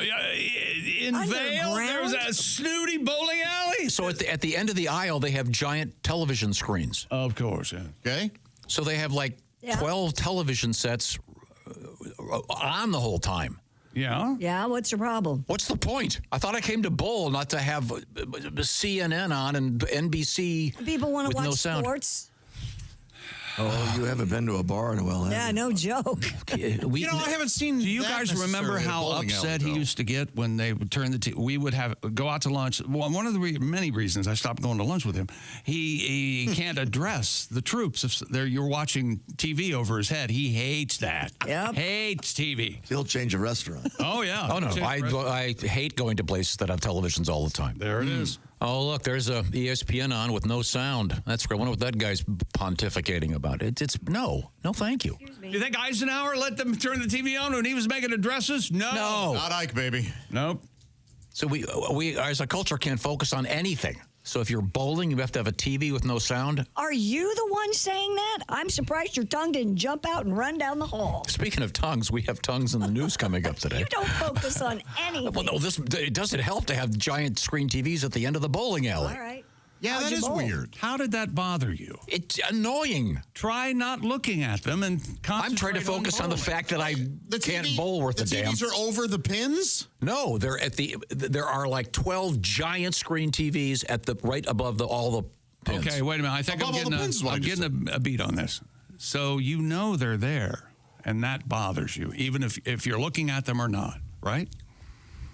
You can't not look at them. They're right there. You can't not look If they're right over the pins, that is distracting. They're just trying to keep me from getting another turkey. That's all. That's it. I've never gotten a turkey. What I know turkey is a bowling term because it was in Connections yesterday. Oh. What does it mean? Isn't that 3 strikes in a row? 3 in a row. Yeah. Oh, I thought you won a turkey. Actually, I may have gotten a turkey in my life. I'm not sure. No, I'd remember it. What about Thanksgiving? And a happy Valentine's Day. By the way, I just want to say I was bowling with, I think it was 6 other young ladies, most of the youngest being 9. Yeah. And I came in second to last. Well, you have a bad wheel. Yeah. And I didn't have the bumpers up, and they did. Oh. That's how crappy I am at bowling. But you didn't use the bumpers. Yeah, what I primarily used was the gutter. my arm really doesn't work anymore. Your arm doesn't work that way. My right arm. Yeah, but I don't. It's a thing, I guess. I don't get it. I think you're right. It's constant stimulation can be a little annoying. But yeah, I'd rather enjoy the bowling than having to watch. And it's like 5 different programs. I mean, at least have bowling on. This is yeah. Wouldn't that be? This reminds me of you hating every movie that's ever come out, and nothing makes you happier than big budget movies flopping. Don't go to the movies anymore. I've enjoyed a few this year. No, you think about it. Not really. Okay, well, let's By the way, how are you not rushing out to Paddington in Peru? Yeah, no joke. That Paddington 2 was my favorite movie of the last decade. Yep. The Brutalist is streaming, by the way. Oh, okay. Started today. Paddington in Peru, number 3 at the box office over the weekend. I will go when this weekend for sure. How are the reviews? Good. I did not read any reviews. 94 or something on Rotten Tomatoes. Yeah. Paddington 2, as Chick McGee pointed out when the first one came out, for those of you that think this is some kind of special effects, it's not. Nope. They actually trained a real bear to talk. It is a family of absolutely amazing. Live in England. That's one of the reasons I want to move. Hugh Grant should have gotten an Oscar for Paddington 2. He is so funny in that. The consensus on the third one is it's the worst of the 3. But when you say the worst of the 3 in the Paddington franchise, it's better than most things. Oh. I have not seen those yet, so I'll watch them. Seen any of Paddington them? 2 is genius. They are. I have not seen 2. I saw 1. It's hard to watch things that you guys love. Yeah, I understand. I ruined it for you.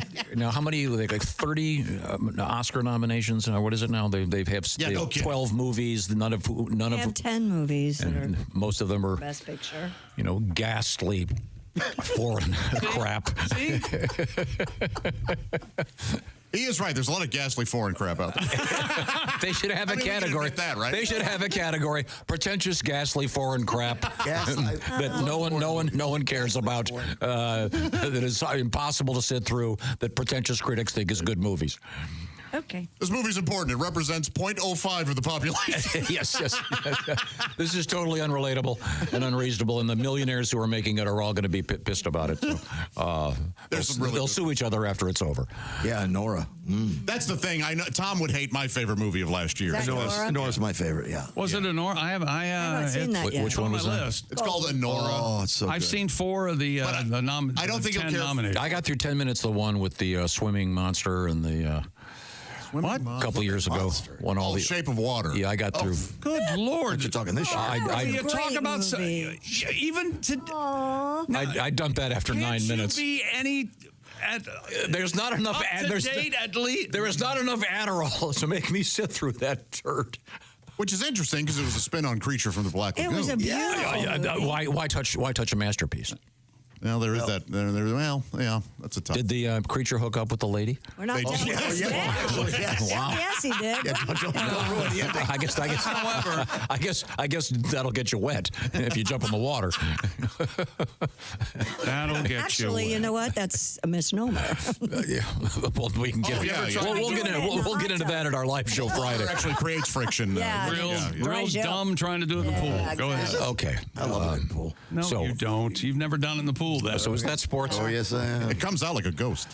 We've got. By the way, I'd like to point out a couple records coming up, including my pain in the ass, David Rush. We're talking about him. It's a brilliant record. And China. And Daredevil in China. Okay. Plus, we're going to talk with Larry the Cable Guy. Doesn't need his feet. Not Larry the Cable Guy, the guy in China. We have. Although Larry might not need his feet either. Tim Kavanaugh coming up as well. We are in the O'Reilly Auto Parts Studios. This is the Bob and Tom Show.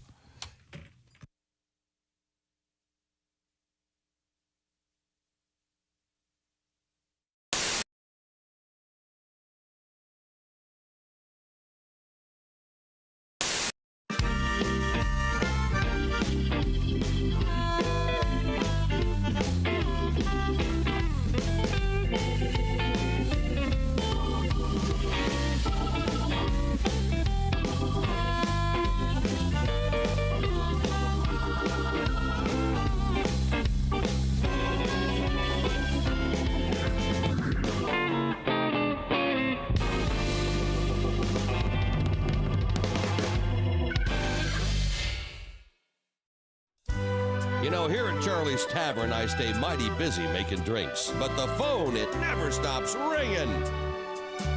I love tending bar. This job is really great. My customers are thirsty and I hate to make them wait. But it always seems the phone rings as I start to pour a beer. It's some fella asking me to page his friends he says are here. Okay, buddy, you hold the phone and I'll check to see if they're here. Is Seymour Butts around? Have you seen Dick Peter? Are you Jack Hinoff? Is anyone Sharon Peter? Have you seen a Harry Beaver or you a Peter Stroker? And it seems like almost every night I'm paging Richard Smoker. Paging Richard Smoker. Paging Richard Smoker. Yeah, his name is Richard, but they call him Big Dick. I'm looking for a big dick smoker. Have you seen a Mr. Bader? No, but you can check back later.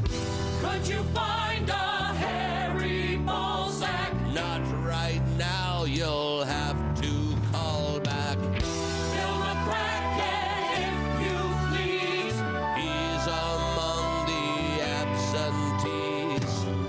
Do you know Ivana Wiener? Sorry, no, I haven't seen her. Phone rings.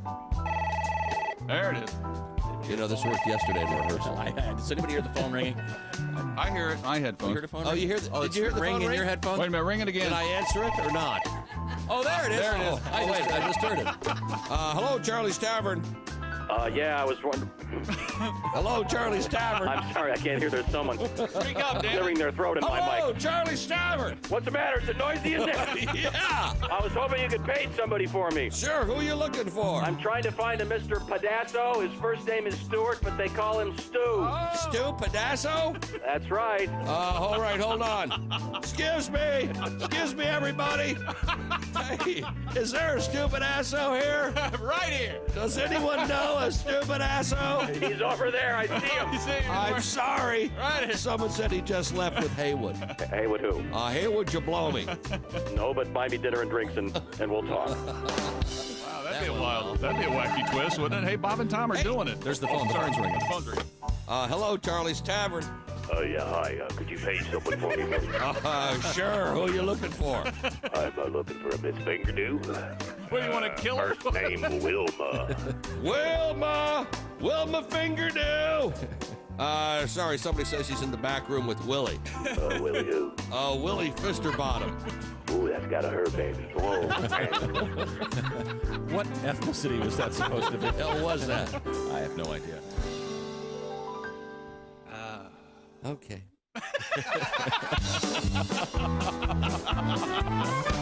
They call here several times a night, and it's always the same. He asks me if I'll page his friend, and then he says their name. Hey, is BJ Hunter there? Can you find a Peter Wanker? I'm looking for a man to kiss. Have you seen Woody Spanker? Paging Richard Smoker. Paging Richard Smoker. Yeah, his name is Richard, but we call him Big Dick. I'm looking for a big dick smoker. Really? My song is nearly over now, so I'll cut to the quick. Who knew there were so many guys named Peter, Rod, and Dick? And if you see somebody, or if you need somebody, Paige, let me be quite blunt. Uh-oh. I'll try my best to find him, or my name's not Michael Hunt. Paging Richard Smoker. Paging Richard Smoker.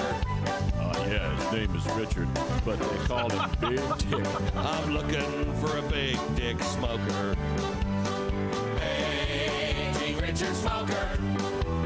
Is Mike Hunt here? Jeez. Paging Michael Hunt. It's not on the script. Paging Michael. You're supposed to say. Paging Michael Give me the Hunt. last part of the song again, would you please, Steve? You're supposed to say Paging Michael Hunt, then say Paging Richard Smoker. Mike Hunt here. Paging Richard Smoker. Oh, yeah, name is Richard. They call him Big Dick. I'm looking for a big dick smoker. Paging Richard Smoker. Paging Michael There Hunt. we go. Paging Michael Hunt. Is Mike Hunt here?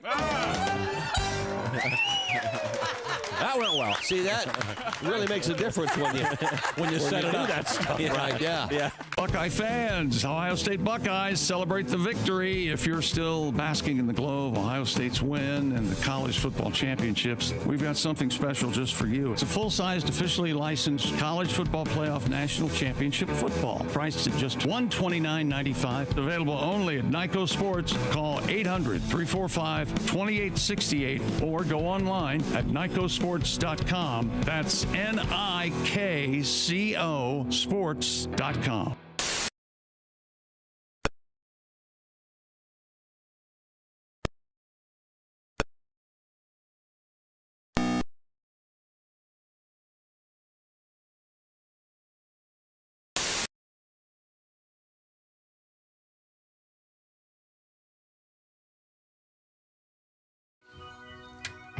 Welcome back to the Bob and Tom Show. Christy Lee in her red, black, plaid flannel. Yeah, it's cold. Check local listing. All right, yeah. Stupid cold. There's Yeah. Pat Godwin, Josh Arnold, Ace Cosby. Joke of the day on the way. I'm Chick McGee. We're in the O'Reilly Auto Parts Studios. I have a letter for Tom. I have a letter for you. And here's Tom. You go first. I got nothing. Chickster? Josh, go ahead. Whatever. Okay.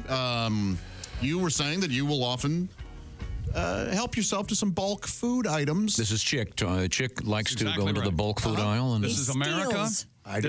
No, that's stealing. You steal. Well, stealing. You've got somebody on your side. Thank you. Frank in Alabama. Yep. What's the name of and which prison in Alabama is he writing from? My man Frank. He says, when I'm in the grocery store and looking for green grapes, I will take one out of the bag, wipe it off, and if it is crunchy and sweet, I will buy a bag. I hate soggy, soft grapes. So he's testing the mercury. I think that's different. That is different. It's not like you're going, and filling a bag with almonds, eating all of them, and not paying I for can it. understand if I would go into the bulk food aisle with a chair and sit down and maybe put a napkin around my neck. So that's the distinction? Yes. That's where the line is crossed. If I would allow that because it shows moxie. Get silverware out. Yes. Dear Tom. Oh, we got another letter. This letter begins. This is from Brian. Tom, thank God you're back. The show was not the same without you. While you were gone, the crew did not go off on random topics from 50 years ago. They didn't have any questionable stereotypes or comments about minorities and stayed on one topic at a time. Made the show easy to follow. Well, I'm sorry, but... I hated it. Yeah, we I'm have to glad move you're forward. back, Brian. Oh. There No you shaking go. of sugar packets, not once. No. Gosh. There's something about that Brian said that gives him comfort.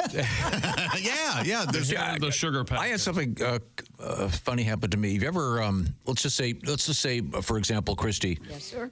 You and Andy were having kind of a dispute about something. Like, let's just say, for the sake of this argument, that you had an affair. You had a well, a Latin love. That changes the one you story. told us about. That changes the story drastically. I want to leave Fernando out of this. No, let's just say you had this great outfit. Yeah.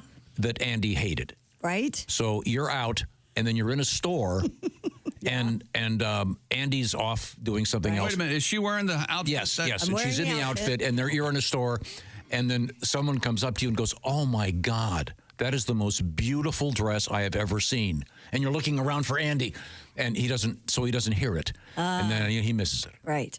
So I'm in this store in Colorado where they sell cowboy hats.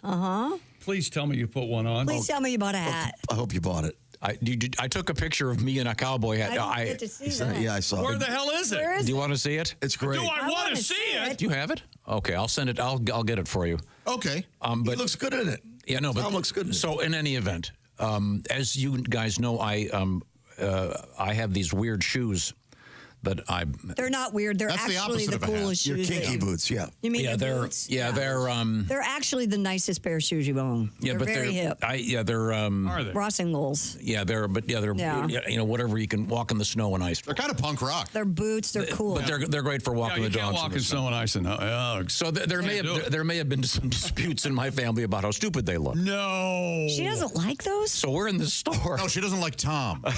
Well, no, that's certainly part of the story. So we're in this store. To give you some idea, this store, there is a line to get in. Okay. Of course. And they only let so many people in at a time, and they have That sounds terrible. velvet room. They have beautiful cowboy hats. So add that to the list of 1,000 things why I'm not going. I mean, on they a have ski trip with him. They have beautiful cowboy hats. Yeah. And thousands of dollars. Kelly's getting this beautiful hat. For people who wouldn't go near a cow. Kelly is buying herself a hat. And Right. look down on Cowboy. Yeah. I would never. Look at him out there. He hasn't had a shower in days. Okay. Lord. Here's the shot of me where I don't know if they can. Well, you got to. Okay, No, well, we I'm need sure it on the Shane send it to got I'll send it. I'll Tell send you it. what, you see that guy, Hoffy. and I'm talking about Tom in a cowboy hat. You see him walk by, you don't question it. He looks like Costner in that. Yeah, He yeah. looks like does. us. He looks like rich oil money. He looks like my ass. Yeah. So where do you see that? So- Somebody walked up to you and said you had great looking boots. So right? this place is packed. Right? And I'm, don't know what I'm going to do, so I'm just sort of standing Is around there looking an at jewelry. end to this story? Yes. So this guy out of nowhere walks up to me. He goes, those are the coolest shoes I've ever seen. So I'm looking for Kelly. Some guy thinks these are cool. Yeah. No, they Did he are say, cool. where can I get them? No, that's very clever, Pat. Assuming this was some kind of potential gay encounter. I believe your sister even said they were really cool, and she's a model. I would think if you were a gay man wearing these, if you wanted to get busy, you'd have to leave them on because it takes 10 minutes to get them off. They're very cool. You know, nothing like an opinion of a model to carry some weight. I think she has a good sense of fashion. But the larger point They're is stupid look. When you finally get some random person that thinks those are really cool, and the person that you want to find out that they're cool isn't even there. Yeah. It's just kind of, hey, guess what happened? I can't imagine you guys would go somewhere together and then get separated immediately once you get to your destination. Well, you didn't buy the hat for yourself? You didn't buy You one? bought her a hat. Oh, I bought her a hat. You didn't buy Well, yourself that's a hat? nice. That's nice. No, I just don't think I could pull it off. Well, let's show see. them. Yes, you can. You do look like oil money. Yeah, Josh, it come is Yeah. a little Killers of the Flower Moon. Yes, thank you. I tell you what, the reservation ends over there. You're on the wrong side of that. You see, I don't know any. I know I blow his house up. I admire horse people more than they're great. I don't know how to ride a horse. Horse people. That picture says one thing. You saying, make it look like an accident. Yes. That's exactly what Take him that to the says. train post that station. on all of our Take him to socials. the train station. Post it. Let him think. I did not buy that hat. Kelly has a beautiful cowboy hat that she looks We're great going to in. have to brand you. Has she worn it since she's been back here? Yeah, she wore it in the plane. Looks She great. goes out every night. Of course she will. Looks great. You see who's driving a fancy But you should. car? I mean, that place. Do it. Do it. Do it. Make it look like an accident. God bless America. Yeah, it'd be very handy for me. Chilling thing I've ever seen. You're not taking my ranch. I mean, I probably should get it. It'd be good in the summer to keep the skin cancer away. But I don't want people. I'd like two of those hats. One to crap in and one to cover it up with. Yeah. Rumor has it my son kissed one. Burn it down. Burn it down. You know what we do? So what you're saying is, it's a good thing I didn't get the cowboy hat. Kinda, yeah. Oh, But I also, no. Don't you want your cowboy hats from a store that doesn't make you wait in line to get in it? No, that's It was like Studio 54 in 1977. It's like Studio 54 for hats is what it is. What color hat did Kelly get? Oh my God, these hats are so cool. I forget She was about to beigey. No, here's the thing. No, Christy's had this thing for cowboy hats ever since I I've have known you. a ton. In fact, Where I did just we- gave a cowboy hat, the one I got in Nebraska. Yeah, away. we were in some Now- place. You had to buy a Nebraska. cowboy Okay, check. hat. Yeah. It took us 8 weeks. To No, get this I have a cowboy. question. Yeah. You are, as you often put it, long-waisted. Yes, I am. By which I mean, I have short little legs and Yes. a long waist. do you think if you had a cowboy hat on, could you? Let me finish. Could you get in your car and have it not hit the ceiling? I'm not sure I you don't could. know. It'd be close, but I maybe Because that'd be really bad if you spent a lot of money on a cowboy hat every time you got in your car. Well, got to take it off. Yeah. Well, I don't think you'd wear your cowboy hat in a car. You wouldn't? I think no. the bandit always wore his cowboy hat. No, but you have to wear it in a pickup truck. Isn't that the law? He only took. I think that's why so many people buy pickup trucks. They don't really need one. They just have to have room for their hat. I need some for my hat. Didn't he only take the cowboy hat off for one thing? Right? Yeah. Oh, that's right. Yeah. Boy, this is a nice one. And unfortunately, it was Sally Field. Will you buy me a hat next time you go? Yeah, they're This is a nice hat. Those are nice hats. They're very proud of their hats. Looking at the prices, they're very proud of them. Yeah, those are made of genuine whatever the. That one was beaver, actually. I believe it's organic beaver. That was a beaver hat. It was made out of beaver. Remember Governor Beaverhead? He used to work here. Yeah, that's a Governor nickname. Beaverhead was the thing here? That's the guy who used to work here. I gave him that nickname. It kind of stuck. We have to. I don't know where he is. Pause. He had, like pubic hair? Our guest will Looks be. just like a beaver. Excuse me. He looked like a beaver having a job. Our guest will be Larry the Cable Guy coming up shortly. We are in the O'Reilly Auto Parts Studios. We haven't even finished our sportscast More yet. sports coming up. Okay, this is the Bob and Tom Show.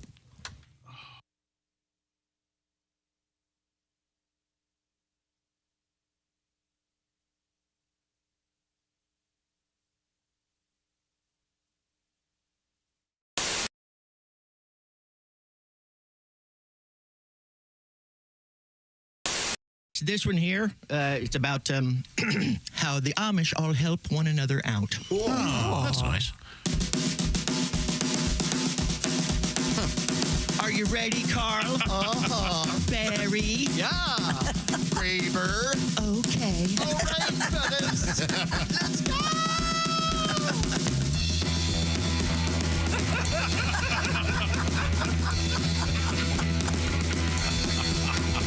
Oh, Yoder needs a new barn, 'cause his burned down and he just mowed his hay. Yeah. So all us neighbors joined in to help your brother is the Amish way. Yeah. And I don't give a hoot that I'm wearing this suit working hard in the midday sun. But there's a guy named Zach Claims he's got a bad back, but I think he's next in line to be shunned. Oh, yeah, he's just lazy. We're all working like crazy. The lemonade was flowing when the barn started growing. Boys from above today, everyone to shove, and we knew we had a barn raising.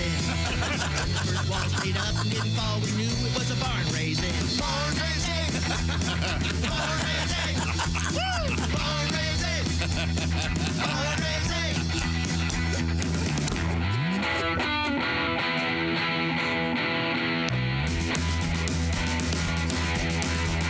Oh, well, we're always working so hard. It seems like working's all we ever do. Yeah. We only took a short break. We ate our lunch and barely stopped to chew. Yeah. Then a loser named Zach, he made a dumb crack and the congregation got PO'd. Someone grabbed a board, but then they hollered Lord because it was the main one bearing the load. Yeah, the barn started swaying. All the women were praying, and Zach started running. This wasn't a shunning. By the time the barn fell, we were running like hell, and we knew we had a barnyard blitz. And the person yelled, wait, somebody locked the gate, and we knew it was a barnyard blitz. Barnyard blitz. Barnyard blitz. Barnyard blitz. Barnyard blitz. Oh, yeah, although it was frightening. It was very exciting. There was nothing to save him. We're all gonna shave him.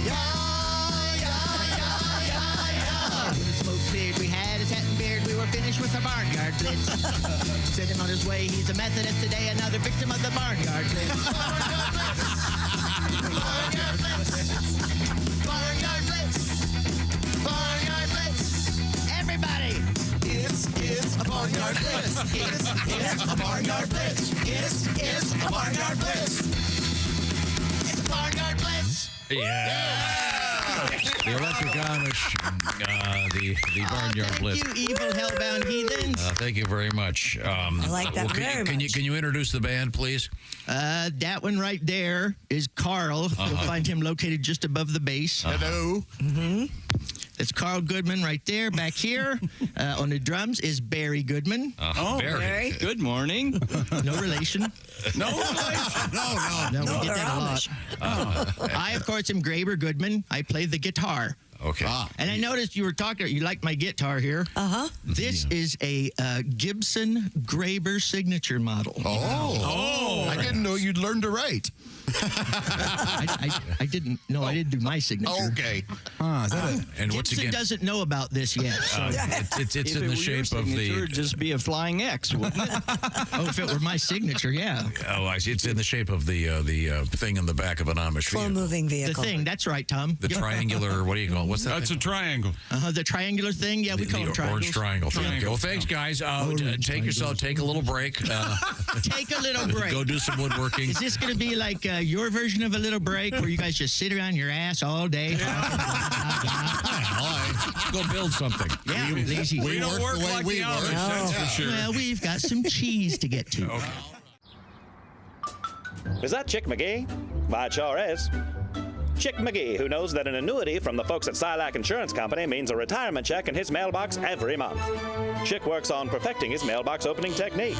Easy, Mr. McGee. Don't blow that elbow out. Chick isn't quite retired yet. He's just practicing for it.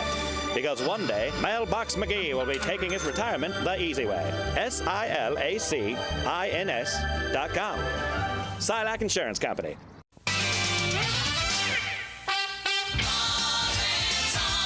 Hi, he's Bob. I'm Bob. And he's Tom.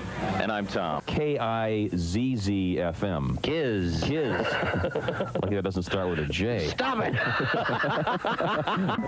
Dr. Ruth, can I get pregnant when a man undresses me with his eyes? Only if he's cockeyed. Golly, Earl. That might be a pretty good idea. I killed my wife when I'd wanted to. I'd be out of jail by now. Dr. Ruth, when I'm dancing, what part of my body should not move? Your bowels. I got some DAP butt crack filler putty back here. We'll just fill that crack right in there, Bob. Comedian Tim Allen. Oh, God. Using laxatives and a rectal scope, doctors were able to collect evidence over a period of 4 days. I must have one. Rectal scope is a mouthwash. Your color's back to your face? Oh, I was great this morning. So is yours, Tony. Tony, you're... I'm sorry. Thank you. I've got to go. You're gaining weight. My wife, when the first time she was pregnant, all I saw of her for 9 months was her ass hanging out of a refrigerator. And if you believe that, I can't say that. Bishop Emeritus Frederick W. Freaking, who headed the Roman Catholic Diocese. That's his name. He was 85. Did they have to pull the freaking plug? Hey, boys, this is the Pope. I gotta go to the freaking funeral.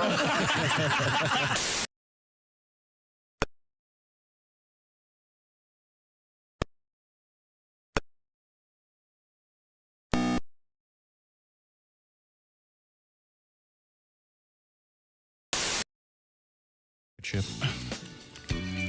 Welcome back to the Bob and Tom Show. Christy Lee at the Silac Insurance News Desk. Hi. There's Pat Godwin. Hello, Chick. There's Josh Arnold. You nailed the news, man. Just perfect. Yeah. Is that right? Oh, yes, that was a perfect delivery. News. There's Ace Cosby. I'm Chick McGee. We're in the O'Reilly Auto Parts Studios. I need to belch. There's... While you do that, I got something I want to complain about. Oh, Please, Go on. Pronounce the word N-E-W-S. News. News. Yes. News. Chick does it best, though. News. You can't teach that. Yeah, but it's not pronounced noose. No, it isn't. No. And No, it isn't. there's a certain famous newscaster that keeps doing that, and it's driving me crazy. So would he say... she would say. Oh, okay. Noose? Coming up in the news. Really? and you went to an Ivy League going? Okay. Sorry. It's not your brush, is it? No. Ginger Z? Ginger Z. How do you spell Z? I mean, it's not just the letter Z, is it? Z-E-E. Who is Ginger Z? I got to look her She's the greatest meteorologist in the world.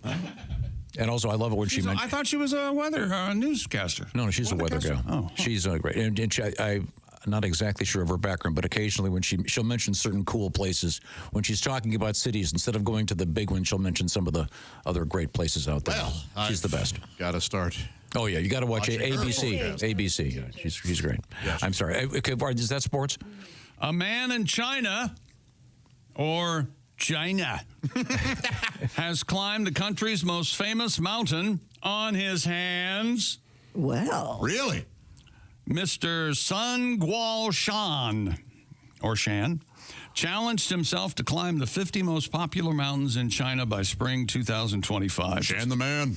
Just a few months after embarking on the challenge, the 38-year-old reached the summit of Wudang Mountain. Wudang, that's a tall mountain.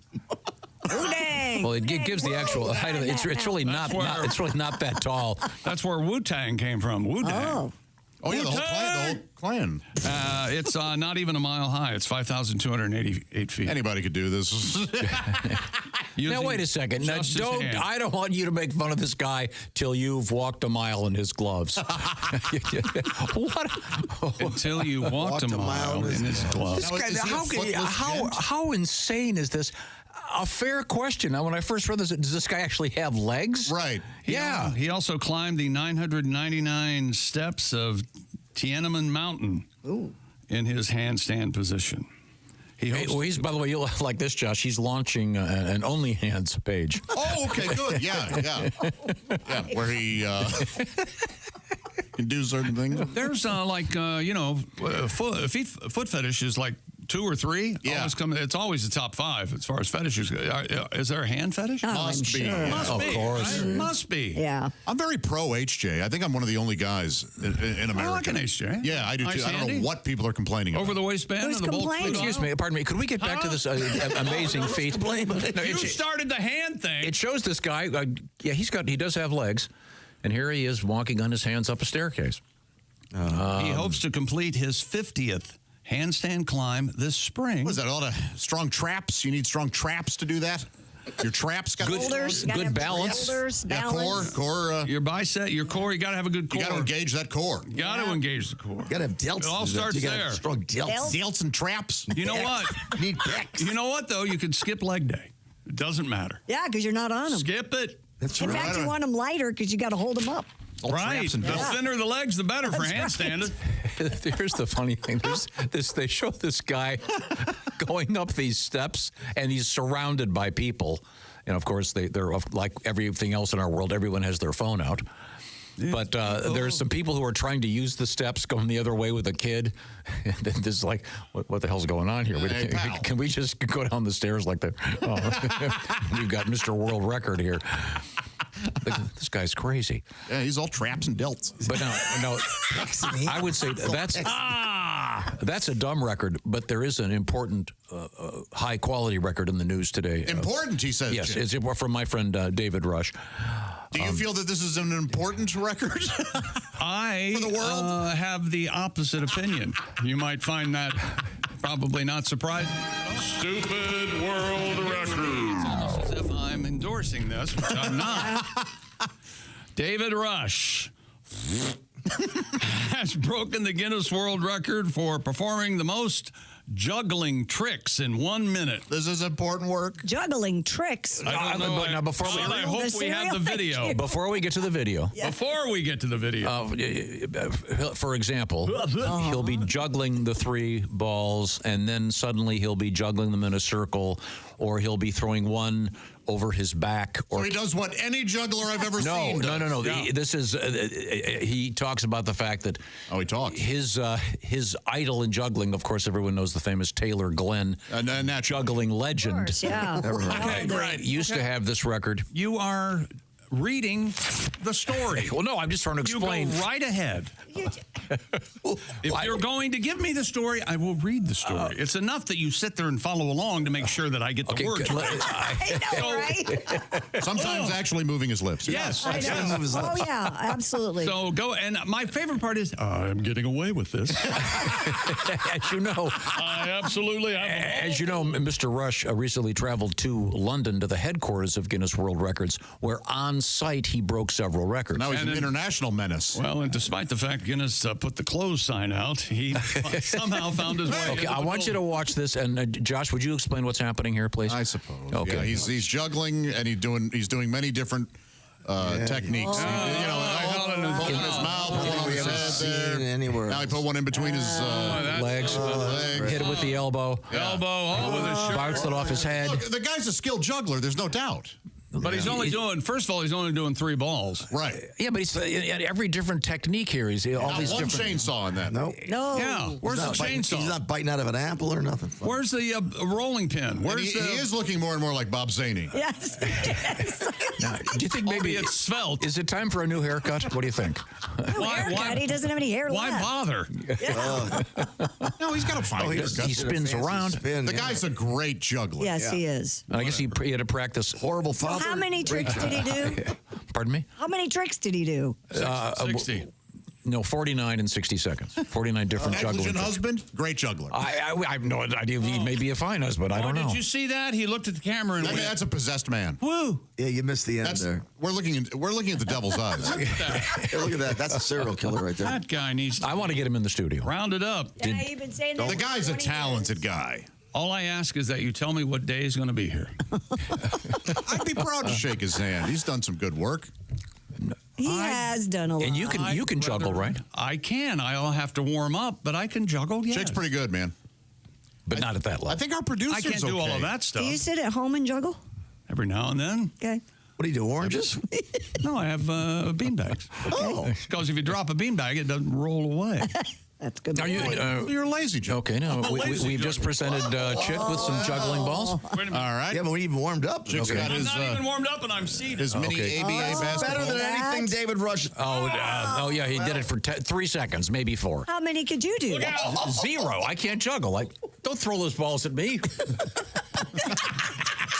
Almost hit me in the head. Yeah, bastard. Okay, I'll The try. other one's right in the center Watch this, now. lefty, I right in his gotta head. climb over.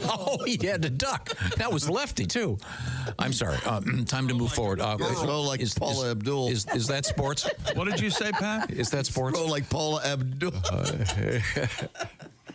Oh, geez. Cindy, he's at it again. Cindy, he's at it again. Oh, man. That's Josh's dad. What happened to my son? Is there a camp we can send him to? Get his mind right. Camp on the right track. Once again, don't let my dad see. Once again, Josh's father, Vietnam combat veteran, 2 tours, and he had to watch his young son groove into Paula Abdul and thought, maybe I should have just caught that bullet from Charlie. Abdul. Go ahead, Charlie, take me now. What a snot. What is wrong with you? What? It's Paula Abdul. That's what I said, Emma. Paula Abdul. Oh, never mind. That's the way it's pronounced in country. Why don't you move back to Thank you. country? Thank you, something thank you you, know Josh, about. for getting that joke. Sometimes it's hard to pick up on them because they're so poorly crafted and very poorly delivered. You're welcome. Hey, can I tell you about Raycon's earbuds? You sure can. Sure I can. I wish you would. Raycon's everyday earbuds are the perfect partner. Let's say you're having a nervous breakdown or going to the gym or at work or phone calls. Premium audio that goes where you go. That's Raycon, and the latest model's better than ever before. The 32-hour battery life and multi-point connectivity that lets you pair with 2 devices at once. And speaking of battery, Raycon has this quick charge function. Just 10 minutes of charging yields 90 minutes of battery. How does it know? I don't know how. Earbuds also come with active noise cancellation, starting at just half the price of other premium audio brands. And Royal Blue, Blush Violet, Forest Green, Rose Gold. Those are just some of the colors you can get your Raycon earbuds. And if you don't love them, they offer a 30-day happiness guarantee return policy. So how do you start your Raycon journey? Well, go to buyraycon.com/Tom today. Get up to 20% off site-wide. You'll get up to 20% off everything on Raycon's website, including 20% off all headphones, too, when you go to buyraycon.com/Tom. That's buyraycon.com/Tom. Thank you very much. Coming up, we're going to talk with our friend Larry the Cable Guy next. We are in the O'Reilly Auto Parts Studios. This is the Bob and Tom Show.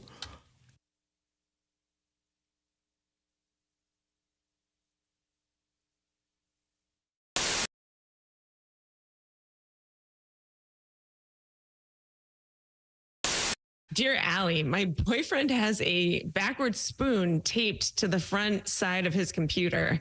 I didn't know what it was. And I looked at, he said it was a gaming thing. I didn't know what it was. And it turns out it's to see if anyone's behind him. Right. Sure. Mm-hmm. Is this normal? Yeah. Or is he going into some really dark areas of the internet? No, Should I be concerned? we can't say he's going into dark areas of the internet necessarily, but he wants to know if you're coming in the room. Yeah, exactly. It's like a rearview mirror on your computer.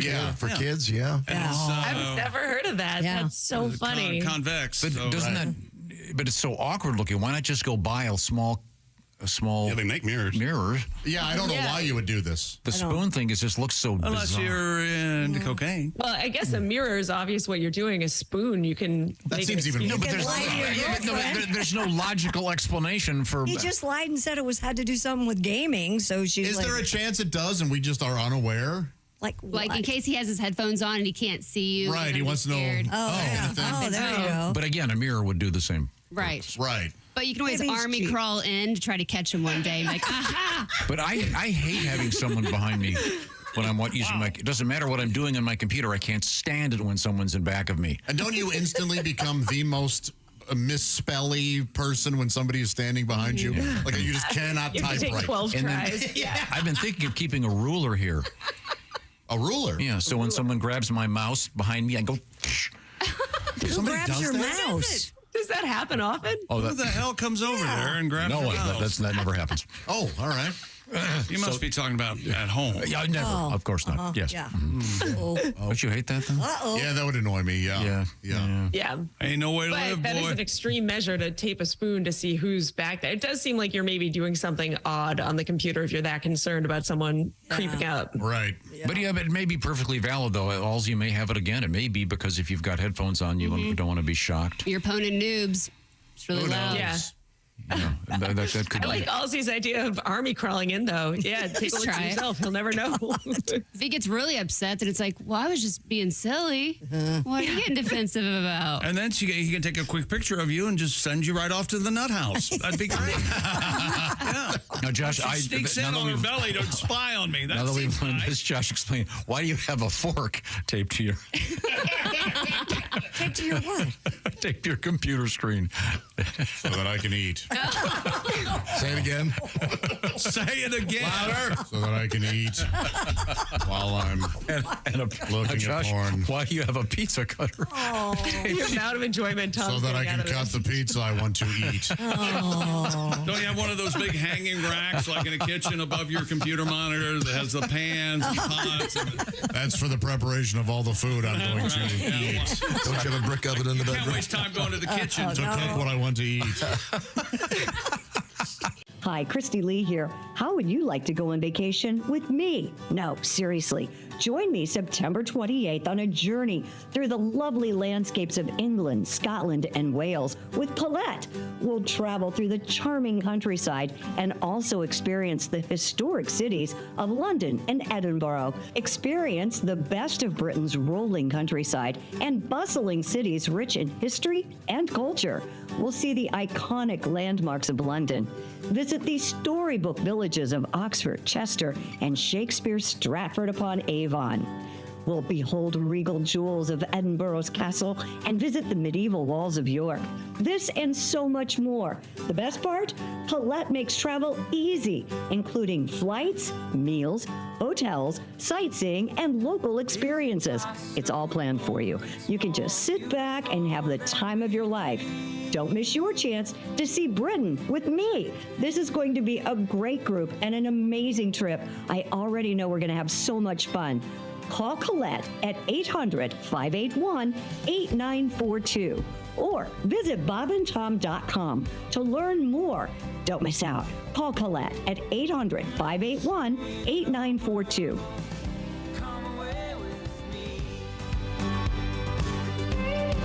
My favorite news story of the year today. Yogi in disguise. Christy, can I just read you the headline? Because this really is mostly about you.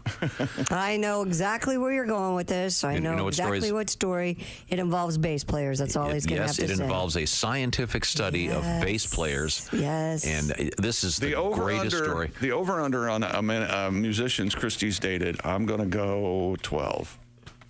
Dated? Dated. Oh, by dated, he's, it's kind of a vague. No, one date. Not necessarily. Ace is back there giggling. Over, under, 12? Over, under 12. Should I take the over? No, now I have to Just think first about date. it. Yeah, think about it. I have to think Put about pen to paper. But bass players in the news in a very What do you positive define way. as dating? Watch my. Oh, you see this finger? Don't do that. No, that's not a date. That's not a Wait, date. so we're not talking bedded?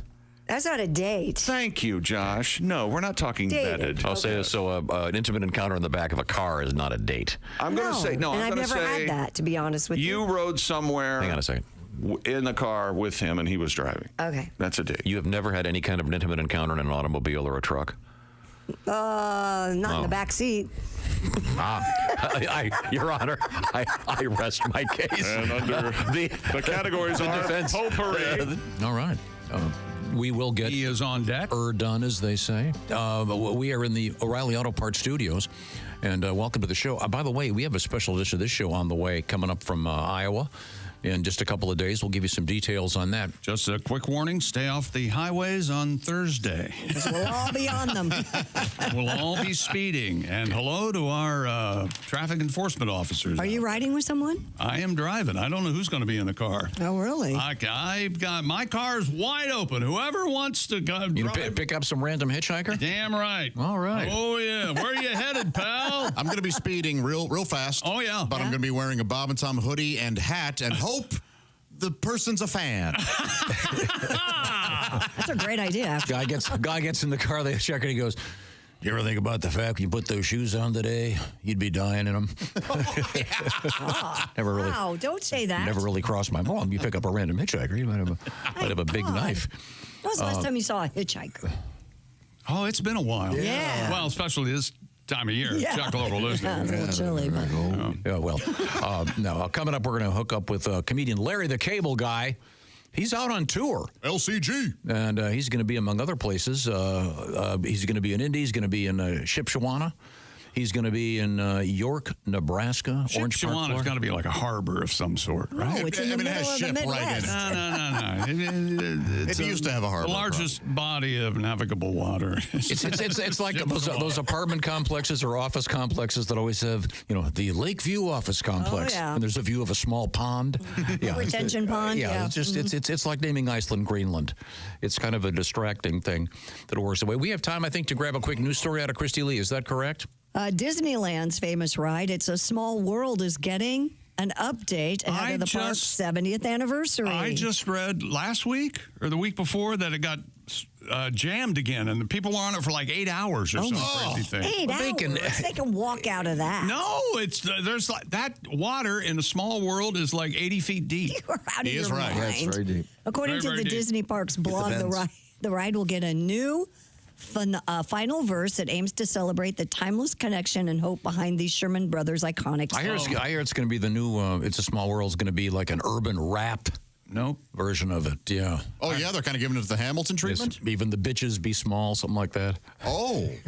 Well, Last verse, written by Richard Sherman, and his final Disney contribution begins, Mother Earth unites us in heart and mind, and the love we give makes us humankind. Just make it bright and colorful. Nobody over two is it enjoys air-conditioned? it anyway. Yeah, it's air-conditioned. It will debut on my birthday, July 17th.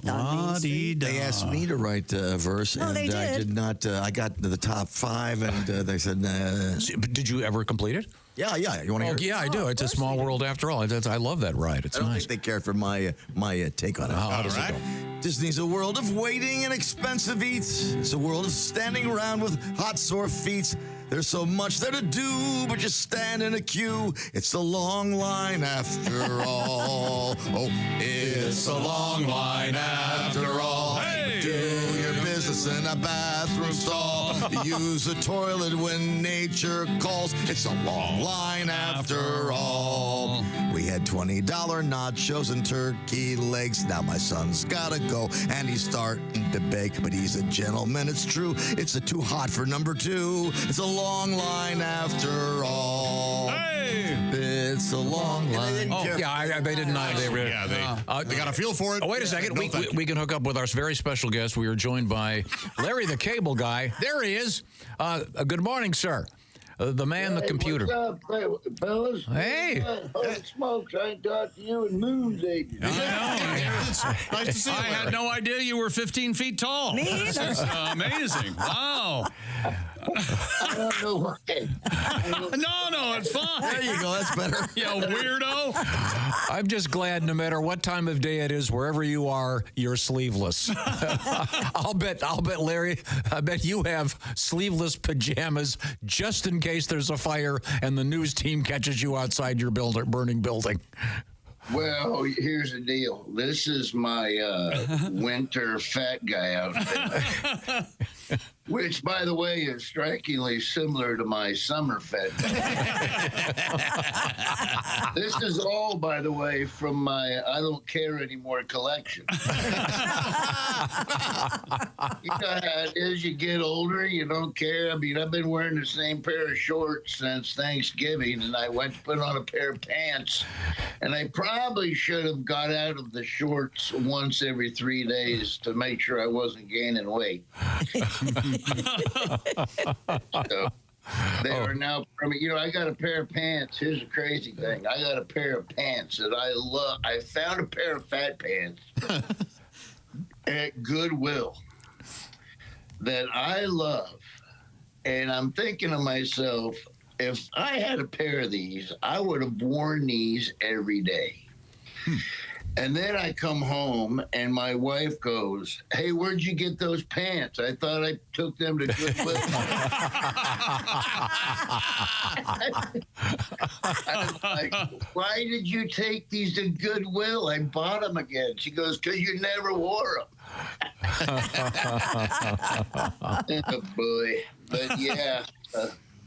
Well, it's good to see you. Hey, Larry, and I'm looking at, you got a whole bunch of dates coming up. You're back out on the road. And as you know, by the way, we speak at oftentimes to one of your colleagues, Reno Collier. He speaks very highly of you. Is that right? Yeah, he does. He does. Okay. But it's great to see you back out on the road, the winter tour. You'll be stopping at a bunch of places. I just mentioned some of them, but you're going to be all over, including you'll be a nice trip through your old stomping grounds of Florida, including Orange Park, Fort Pierce, Orlando, Fort Myers, Clearwater. A lot of dates coming up for you, and then back up to Rockford, Illinois.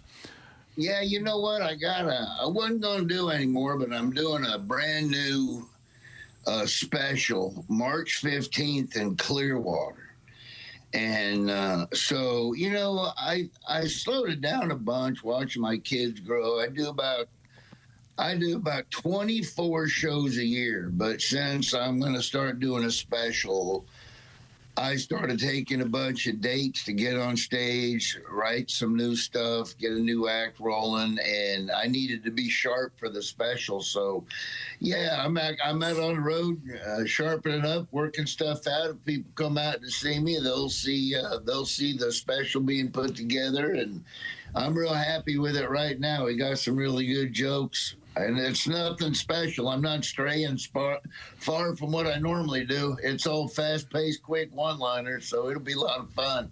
All right. Well, yeah, it's your origin story is kind of fun, and where you got the name Larry the Cable Guy, starting way back in the radio days. How long did you do radio where you had to get up early in the morning? Oh my gosh, I did radio stations every day, 5 days a week for 13 straight years. Wow. Really not even Christmases off. There was always somebody wanting to do something. And so, yeah, I did that I look back, you know, yesterday was my birthday. All right. Happy birthday. Huh. And I look back and I'm going, man, has it been that long? I mean, I started doing all this in around 1991, and I just turned 62 years old. All right. And yeah, I can't believe it. I started thinking to myself, you know, 62, my wife says, that's not old. Don't worry about it. You don't look old. You don't, you know. And then my buddy texted me and said, hey, congratulations. You're now the same age as Angela Lansbury in the middle of Murder, She Wrote. That was an old person show. I'm the same age as Angela Lansbury. I mean, you've seen Angela Lansbury. Oh, yeah. I'll be honest with you. She's kind of hot. Yeah. Hell yeah. But I can still, you know, it's just, you look back on things, you know, 62, and I don't feel much. I mean, I can still pretty much do the same things I did when I was 30, you know, which pretty much shows you how out of shape I was at 30. I mean, it sucks getting old. I'll tell you what. Here's how you know you're getting older when you know, my wife's 13 years younger. So you know you're getting older when your wife comes down in brand new lingerie for your birthday, and your first thought is, I wonder how much that crap cost. I mean, I cannot, I just can't imagine it. But here we are. All right. We're speaking, of course, with Larry the Cable Guy. And a radio veteran, radio guy in the beginning. So it must be nice to be able to sleep in. At least you got that going the last couple decades, not getting up at 3 in the morning. Going for me until today. Yeah. I was just going to say, this is happening live. We are making this man suffer, thinking you get to go back to bed and go, God, am I glad I'm not doing that anymore. I had to think, had to try to work. We're making the man work. You can see Larry the Cable Guy live. One of the nicest guys, by the way, he won't admit it. One of the really nice guys in comedy, does a lot of great things for a lot of other people, besides just making them laugh and working on that new special, as they say, working on the new hour is the parlance in the world of comedy. Looking forward to it. You still golf? No, I had to quit. There was a problem. He got mad and threw his clubs into a decorative lake. Me being absolutely terrible, that was part of the problem. Yep. I had none of the skills. Now, you're out there, I understand, talking to Reno, that you're out there quite a bit. I love golf, but I'm like you. I haven't quit yet, but I'm trying to. I got a golf simulator. My wife got me a golf simulator. And here's how it's going with me. I was on my simulator yesterday, and I had to let 5 people play through. It's not going well for me either. You know, I do a lot of those charity events and pro-ams, and I was supposed to do the Make-A-Wish kids deal this year, but I guess their wish was for me not to play in the tournament. Well, it's about the kids. That's beautiful. Well, Larry, listen, it's always a great pleasure, and you bring so much joy to so many people. What a fun thing to do, and I'm sorry about your golf game, and I apologize for making you get up. I had no idea we were forcing them. Listen, I appreciate coming on, and I appreciate you guys asking if I could come on and help me promote my stuff. But, you know, I've been on your station for many years, way back in the day, and it was another stepping stone to all the great blessings that came my way. So I always, when I'm on with you, I want to thank you for that and for helping me out along the way. But I sure do appreciate it. So anytime you need me to come on, I don't care if it's 6:05. I'll be on PM. Here. Sorry, you got to put up with Reno. It is a chore, Larry. Yeah, think how we feel. Yeah. I'll try to rein him in a little bit. Yeah. Okay, thank you. You know, he wrote a book. How funny is that? He hasn't read it yet. I haven't read. I got 3 copies though, keeping the living room and table level. Thank you. All right, ladies and gentlemen, let's hear it for Larry the Cable Guy. Thank you, sir. Always a great pleasure. Oh my God, that guy's so funny. Yeah, he was a radio guy. And remember, he used to call us once a week. Yeah, he was emceeing a show as kind of, and then he came up having fun with it. And then one day he came up on stage as his radio character, and then the rest is history. His wife was a radio person too. She was a. Oh yeah. Yeah. So that had to be rough on him. He does a lot of great work. He's okay. A great man. Now, it's time for us to go over that way. Wait a minute. Have we finished sports? Yes, we did your damn David Rush story and the guy walking on his hands on the mountains. A guy walking up a mountain on his hands. I mean, it's we did it really all. difficult. Ridiculous. It's kind of pointless. It is ridiculous. It's ridiculous. But I mean, he did it. The guy, he went up to. And what do we say about that? You know what? He But did do it. You remember? He made it. But don't forget. So what? Yeah. He set himself a goal and he completed it. That's always worth celebrating. And there's a photograph of him climbing. What is it? Mount Tiananmen? Is that near the square? Oh God. Yeah. Yeah. Oh, wait a minute. Here he is tripping over a bicycle, and then that's a tank. Yeah. That's where they keep the tanks. You know, if the folks in the square had just gone up the mountain, they wouldn't have been run over. Yeah. Okay. Well. Boy, there's very little comedy there. If he, he's climbing up this Chinese mountain. If he had slipped into a hole, he could have fallen all the way through to America. Do you know that? Yeah, that is true. Was there ever a time that you believe? I think I believe that. I believed it when I was a little kid. Yeah. You could fall through the earth. Dig a hole deep enough, you'd end up in China. Yeah. The China syndrome taught us that it will melt all the way to China. We tried Sir. Jane Fonda told us that. Right? Oh, great. I say build more nukes. Now, where were we? Oh, Christy, what do you got? Officials say the James Webb Space Telescope will study a city-killer asteroid. I'm James Webb. That has a small chance of hitting Earth in 2032. No, this is... my partner's Gannon. I'm Joe Friday. This is serious business. They say there's what is the percentage of chance of this thing hitting the United States? 1 in 43. 2.3%. Do we get to pick the city? When is it coming? When is it coming? 2032. See, the thing is, though, I read that it might be just as dangerous to try to divert it as it is to let it hit us. Right. It could can it actually like break in a way that would not be beneficial? Exactly. Yeah. Make it worse if we break it apart. Yeah. This is the one that they say is the size of a football field, right? Sure. We had the story a couple of weeks ago when they according to the European Space Agency, an international team of astronomers has been granted emergency use of the James Webb Space Telescope to observe the asteroid known as 2024 YR4. Catchy. Live Science reports. I'll tell you why it's 4. I'll tell you why 4.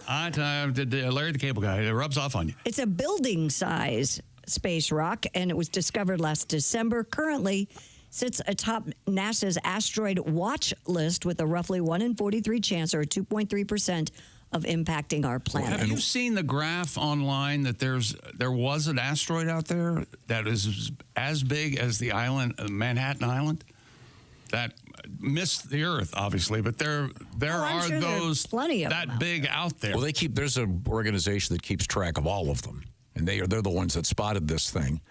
But they gave it a really boring name. They've got to give it a better name. The 2024 YR4, you don't like that? It's not scary enough. Yeah, they should call it the Holy. Yeah. Or like hurricanes. Like I said, if you name a hurricane Hurricane Hitler, and people are going to evacuate, they're giving them these nice names like Hurricane Jennifer. Oh, I liked her on Friends. No, you gotta tell them we have hell on the way. So this one could hit, huh? We'll be all right. 2.3% chance, and our planet's covered with a lot of water. Might be a tsunami or two, but remember, this reminds me of Skylab. Remember when it fell? Yeah. Remember? And everybody's like, "Where's going to land?" And everybody was like, "Oh, didn't it go in the ocean or something?" Yeah, but so you said, what is it? 1 in 47? What is it, one chance 1 in 43? No, it's like 2.3% chance. Yeah, but so that's like if it could hit one time out of 47 days. Those odds are. It could happen. No, that's not the math. That's not the math. Yeah. How did you get into Columbia? Just remember, I was an English major, okay? I'm going to go back and I'm going to get my degree. Yeah. What's the percentage? 2.3%. 2.3%. That's all you need to know. So there's the odds. So out of 100%, right, 2.3% hitting the Earth. That's barely negligible. Thank you. So let me ask you this. Say you had a table. Let's say I have a table. Here we go. You have 7 tables put together. Don't distract me. This is a brilliant analogy. I have 7 tables. You put 100. I'm going to the grocery store and get an apple. What are you going to do? You put 100. You put 100 guns on them, and 2 of them are loaded. Right. Exactly. Would you walk up to the table, grab a gun, put it at your head, and pull the trigger? Yes. Especially if I'm listening to this. Yes. And knowing I still know you, and I have to go through this again tomorrow, I would guns. go pick a gun up. Yes. And so the next day, and the next day. In fact, I'd do it until I got one. Yes, I would do it until I found the loaded gun. Yes. There's your answer. Yeah. And I got another answer for you. 2 guns, 1 on each table. And I'd hope that both bullets would hit each other in my brain and explode like a pinball machine. And tumble around. Just scramble my noodle. And I think my analogy is nothing less than brilliant. And now, let me tell you about home security. Please. That's right. Simply Safe. You know, every 26 seconds, a burglary takes place in the United States. And according to FBI data, that means by the time today's show ends, dozens of homes will have been targeted. Protect your home, your compound, before it's too late. Simply Safe's proactive security system. Here's what traditional security systems only take action after someone's already in your house. What is that, Josh? What now? It's way too late. That's right. Simply Safe's Active Guard outdoor protection can help prevent break-ins before they happen. AI-powered cameras backed by live professional monitoring agent people. Monitor your property and detect suspicious activity. If somebody's lurking around or acting suspiciously, we don't like lurkers here. Agents see and talk to them in real time, turn on spotlights, even call the police, all before they have a chance to even get inside your home. No long-term contracts or cancellation fees. Monitoring plans start around $1 a day. 60-day satisfaction guarantee or your money back. Named Best Home Security System by U.S. News & World Report 5 years in a row. Go to simplysafetom.com to claim 50% off a brand new system with that professional monitoring plan and your first month free. That's simplysafetom.com, 50% off. There's no safe like Simply Safe. When we come back, I have a very interesting estimate about the asteroid. Asteroid update. Again with this. We have Kavanaugh coming. It's on the way. It's on the way. He's going to have to wait. Oh, wait a minute. That's not a bad idea. Hang on a second here. We are in the O'Reilly Auto Parts Studios, and this is the Bob and Tom Show.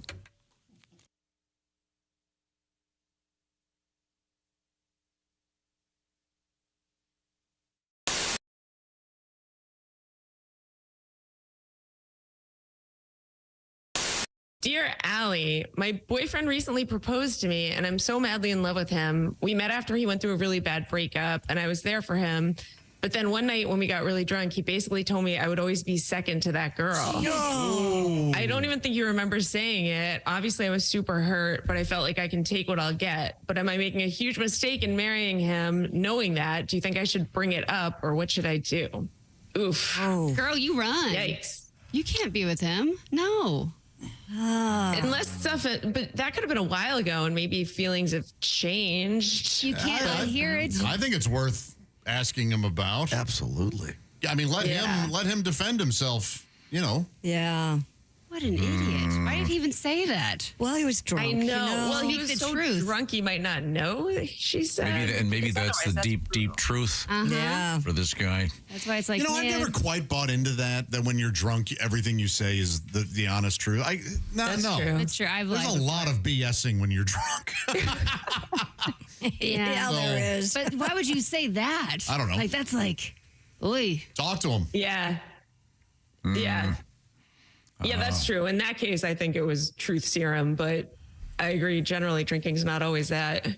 Eesh. That's a tough Just one. talk to him. Yeah, That's almost worse you have than every cheating. right to ask him.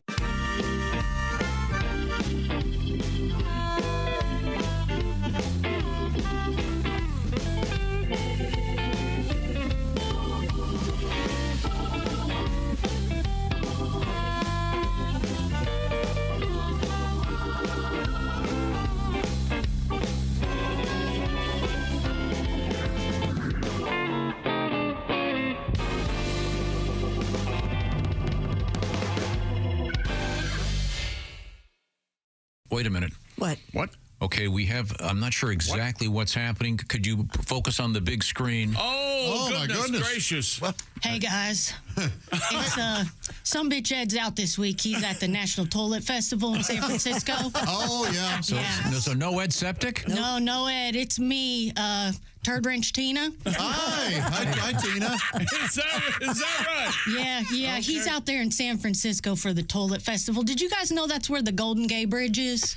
No. I think it's the Golden Gate. Oh, my bad. Yeah, okay. If you didn't know, Ed is my stepbrother once removed. And the once removed part comes from the time that Meemaw found us behind the shed and had to get the hose out to separate us. I see. Yeah, that was the last time we played Pipes and Drains again. Oh, I bet. Yeah. It was the last time I played with pipes at all. Turns out that the flapper valve is more my speed. Oh, really? Who knew? Yeah. Huh. So basically, unlike that sumbitch Ed, I'm gonna fix your pipes and bang your wife. A small upcharge. I'll send you one of those cell phone videos when I get on back up to the shop. Oh, how nice. That's All right. exciting. I'm gonna let you guys get back to it. Thanks, Tina. Thank you. Turd Wrench Tina. Turd Wrench Tina. Wow. All right. How about that? Good to know. Buckeye fans, Ohio State Buckeyes celebrate the victory. If you're still basking in the glow of Ohio State's win and the college football championships, we've got something special just for you. It's a full-sized, officially licensed college football playoff national championship football, priced at just $129.95. Available only at Nyco Sports. Call 800-345-2868 or go online at nycosports.com. That's NIKCO sports.com. It does smell like barbecue sauce. There is barbecue sauce. Christy made us meatloaf. I'm terrified. We're celebrating Joe Day. Oh, wait a minute. Now we're being it's Meatloaf Day, evidently. interrupted here. We have Christy's meatloaf has just been brought into the room. Bob's going to try some of the When did you make this, Christy? 2 nights ago. 2 nights ago. Meatloaf is always best in the fridge after a couple. Are there any fillers in this? Any fillers? What's your recipe? Can you share your recipe? Yeah, I use ground chuck, some barbecue sauce, a little bit of Italian breadcrumbs, couple of eggs. Is there barbecue sauce on this? Mm-hmm. I wasn't listening. Barbecue sauce. And then So what's the verdict over there, Bob? Well, it's barbecue meatloaf. I put barbecue and syrup on the top. Is it good barbecued meatloaf? Or? Yeah, I've never had barbecue on my meatloaf before. Not bad? No, it's not bad at all. I don't like you. It's not bad at all. Yeah, my kids damning with faint praise. I can't eat. I'm meat intolerant. Seriously, my kids don't eat a lot of seconds at my house, and this is very good. This is a new twist to a meatloaf. Yeah, I've never had kind this of a sweet. What kind of barbecue sauce? Well, can we get this food show all over the like Sweet Baby Ray? Or? Can we celebrate Joe Day again, Let's please? do that. No, don't feed it to me. Here. Eat it.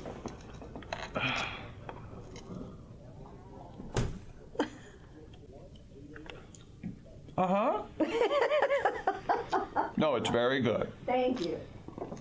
You need to dunk it in ketchup, though. That's the way I eat meatloaf. No, I don't use ketchup in my meatloaf. A hint of dog food. Just a hint. Hi, everybody. Christy Lee from The Bob and Tom Show. Miss some of the show? Become a Bob and Tom VIP and subscribe to the audio and video podcasts. The Bob and Tom Show, on air, on app, and on demand.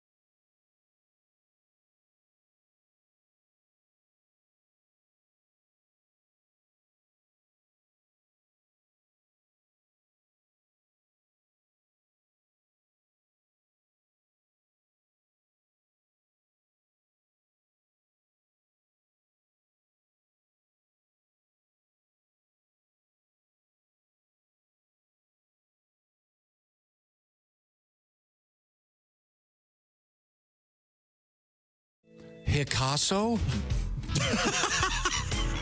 What? Is it? Hi, everybody. Welcome back to the Bob and Tom Show. Christy, Josh, Ace, Pat, I'm Chick. Hello, Tom. And we have a special guest, buddy. Now, we are in the O'Reilly Auto Parts studios. Our guest is elsewhere, but he joins us via the magic of electronics. And is there a picture of you shirtless, Tim Kavanaugh, over your right shoulder? Yes, there is. That's a haunting image. Whoa. The other way. It is other not way. a good idea. Other way. There you go. Wacky headshot. Other way. All right, this one. Okay. All right, this is radio. Okay. All right. We're joined by comedian Tim Cavanagh. Is this our annual birthday celebration? Yes, it is. Yes, this is my February because we are in the shortest month of the year right now. And so I'm probably going to run out of birthdays because, there's just not as many as there are most years, most months rather. So, yes, so I'm ready to go. Okay, I'm struggling you have to over here. Tell me when you cue the music, or I can just start and then you can cue the music. But anyway, it's good to see all of you. Wait a minute. Hang on a second. What are our options again? I've got the music. No, it's confusing. Here we go. Here it comes. This is birthday music. There it is. Right there. Hey, everybody.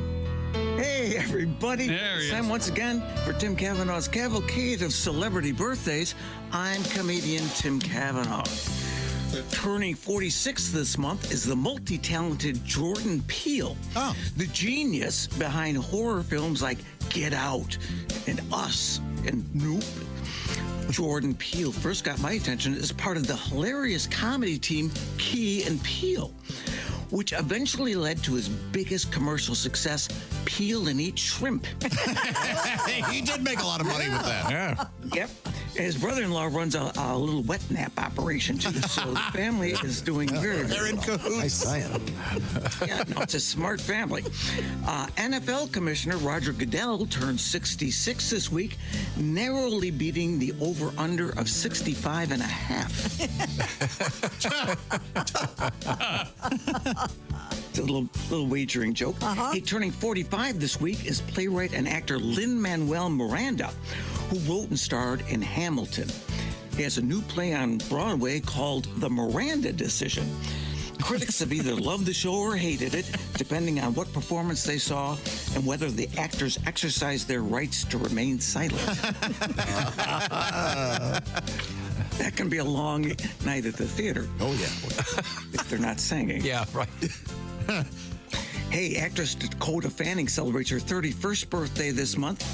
She was given the name Dakota because that was the name of the truck she was conceived in. According to her sisters, El Camino and Greyhound number 156, Dakota was the lucky one. Yeah, much cooler name. Yes. In a related story, a contentious 3-year bidding war between North and South Dakota over naming rights to the actress came to an end last week. Fanning accepted a whopping $25 million from the state to legally change her name. Oh. As part of the agreement, North Dakota Fanning will appear in the next 2 Fargo sequels and make a series of Dunkin' Donuts commercials called Sink the Bismarck. The capital of South Dakota. North Dakota, rather. is Bismarck. Very confusing. Well, meanwhile, it is, and it's going to get worse. Meanwhile, a disappointed South Dakota was pondering a $15 million deal with actress Dakota Johnson. South Dakota wound up rejecting the deal, telling Johnson she would have to pay them a lot more money than that for help to bail out her struggling film career. Now, some of you might be asking, Dakota Johnson, a struggling film career, is he serious? Yes. Over the last 6 years, Dakota Johnson has been in 12 movies. Can you name even one? Madam Web? Do any of these even ring a bell? Bad Times at the El Royale or The Nowhere Inn or Am I Okay? No, Dakota, you're not. You are what I call struggling. More of an editorial, really. Yeah. Went all in on that. Poor thing. I'm a little I thought she was kind of peeved this morning. Turning 44 this week is Paris Hilton. For her birthday, she'll get what every other 44-year-old Hilton gets. New carpeting. Very good. Will it match the drapes? We'll never know. We may never. Well, some of us might. So, hey, Princess Alexandra of Luxembourg turns 34 this month. For her birthday, her father gave her a cardboard crown because that's what everybody gets on their birthday from the Luxemburger King. That should have been your closer. I love that one. Oh, I've got a closer for you. I actually came up with a closer. Okay. Another royal celebrating a birthday this month is Britain's Prince Andrew, who's turning 65. When asked what he'd like for his birthday, he said an exquisite 12-year-old Scotch Macallan or McDougal or whatever last name you can procure for me. He likes them young, I see. Very well done. Key to that joke is procure. Hey, does anybody want to guess how old Peebo Bryson is? I didn't think so. I don't even know who that is. 73. The singer, maybe? Yeah, Old he's a singer. singer. If ever I'm in your arms again. Peebo for that ass? Peebo Bryson. How old is he? He's 73. He? Yeah. Peabody. Yeah, Peebo. I had to look that up too, because that could be either way. But he's a Bo is the key to that. Yeah. Okay, because women and men both pee, but only one They is a sure Bo. do, Tim. And his name is Peabody Bryson. Peabody. Yes. No relation to Wally Bryson of But the great everybody band The call him Raspberries. Peabo Bryson. And Never heard of Oh my these God! people. You've got to There's a shut lot up. of people. Okay. Okay, I know I went a little off the rails with Dakota Johnson, but okay. This next one, This next pair of birthdays have become the subject of a persistent and widespread conspiracy theory. Listen to this. We have two famous celebrities, both born on February 13th, both men, both white, both heterosexual, both English-speaking, both named Peter, both rock musicians. Two men from different countries, yet seeming to be randomly connected to one another in these and so many other ways. Some people suspect that these connections between Peter Gabriel and Peter Tork are nothing random about it at all and might even extend to the death of Peter Tork in 2019. The day after Tork died, rumors began to spread that Peter Gabriel murdered him.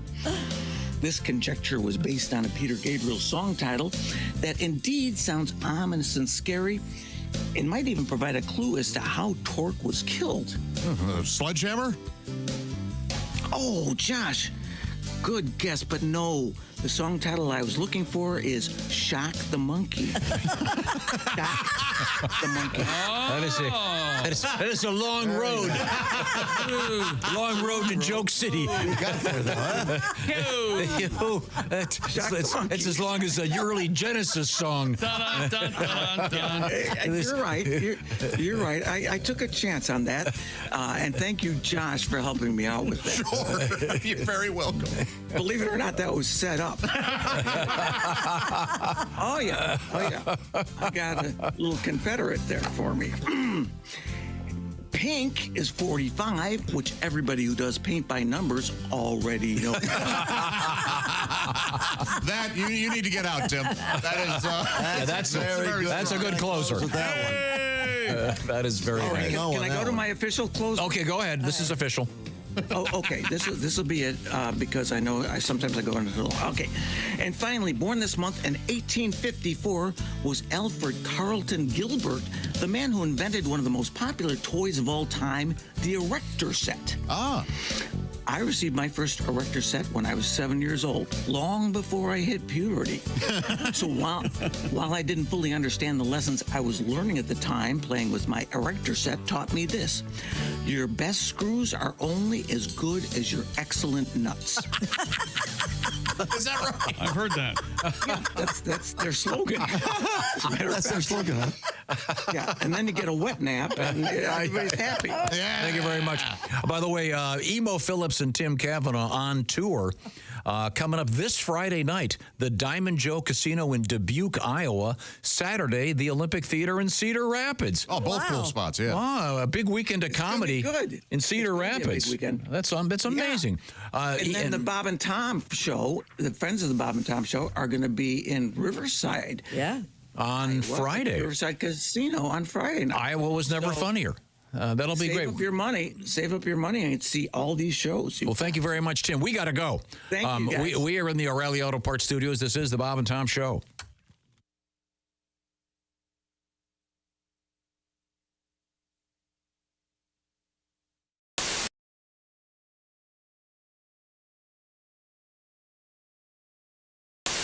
The Gores just got divorced.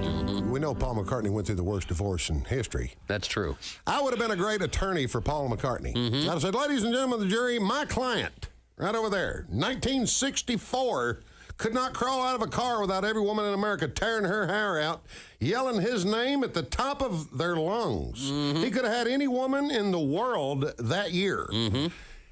He went with the Manson family-looking girl who was the photographer, who was relatively plain.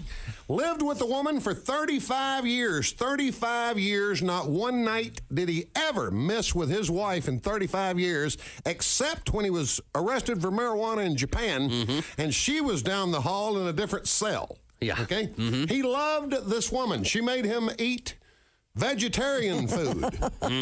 Okay? She was not attractive. He put her on the cover of the Band on the Run album. James Coburn looked better than she did. True on enough. the cover of that album. This woman couldn't hold a tune in a bucket. Couldn't hold a tune in a bucket. He let her play in his band for 10 years. He loved this woman. Lived with her 35 years, never missed a night. She passed away. He became a knight. I think he owns Happy Birthday. I know he owns Ramblin' Rick from Georgia Tech, a hell of an engineer. He's a billionaire. The queen hit him over the shoulder with a sword and made him a knight. He is a sir. And that one-legged, wooden-legged woman wants you to believe that he's hard to get along with.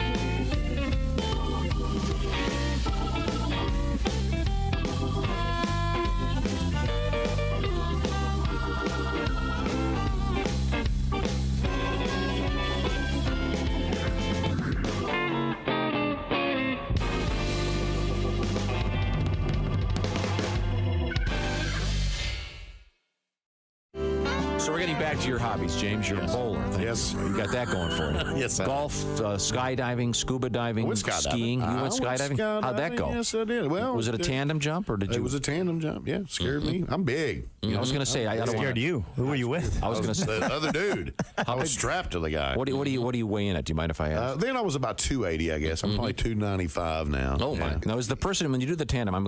Is the person with the chute? Land on somebody else. Is the person with the chute in back of you? He's behind you. You don't have to do anything. You're basically like luggage. You're looking at. You're just watching the ground come at you while the guy behind you has the chute and does all the work. And you've never been so glad to have a man strapped to your behind. Ever. You will never. And you know, they call it a sport, too. Well, sure, the it's whole very time difficult. They're like, did you like the sport? And I was like, falling is not a sport. You know, if it was, my grandmother would win a medal. The Silver Hip Award goes to. Yes. If you want to make a sport, you should just throw the parachute out of the plane and then make the guy jump and put it on before he hits the ground. Oh, I like that. Now, for competition, throw one parachute out, 3 or 4 guys jump. Yeah. Oh, there you go. He won. So did you glide in, James? We glided in, and on the tape. Did you fall or did you land standing? At the very last minute, he said stand up, and I was already going down, and there wasn't no. But my ears did not pop. The thing with the ears. Yeah. So when I hit the ground, immediately I was like. He was like, how do you like it? And I was like, it was good. I enjoyed it very much because I could not hear myself.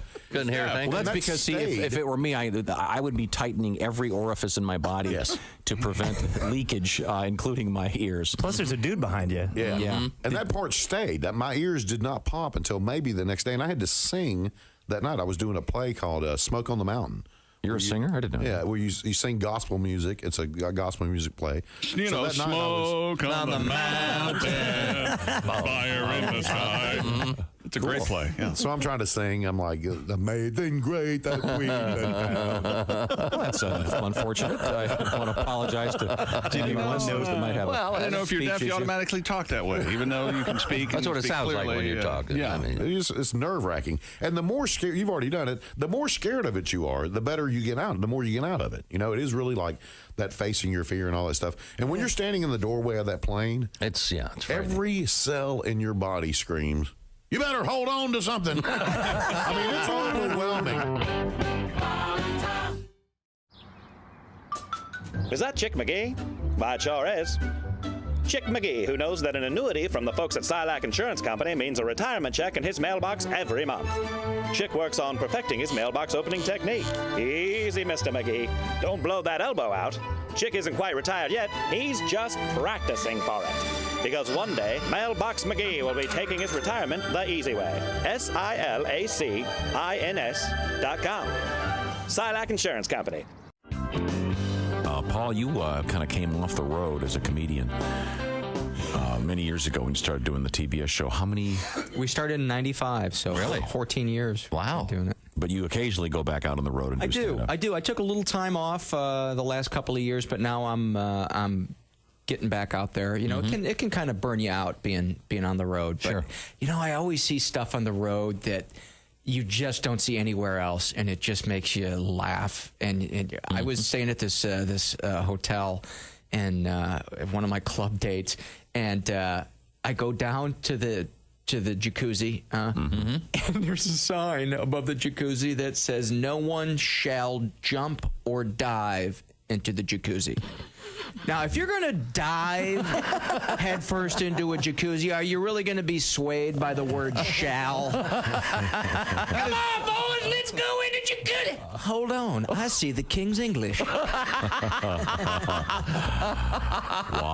What the heck? I'm guessing that was a lawyer. They really should have. That just made me laugh all day. That takes away the loneliness of the road. 'Cause it can't get lonely.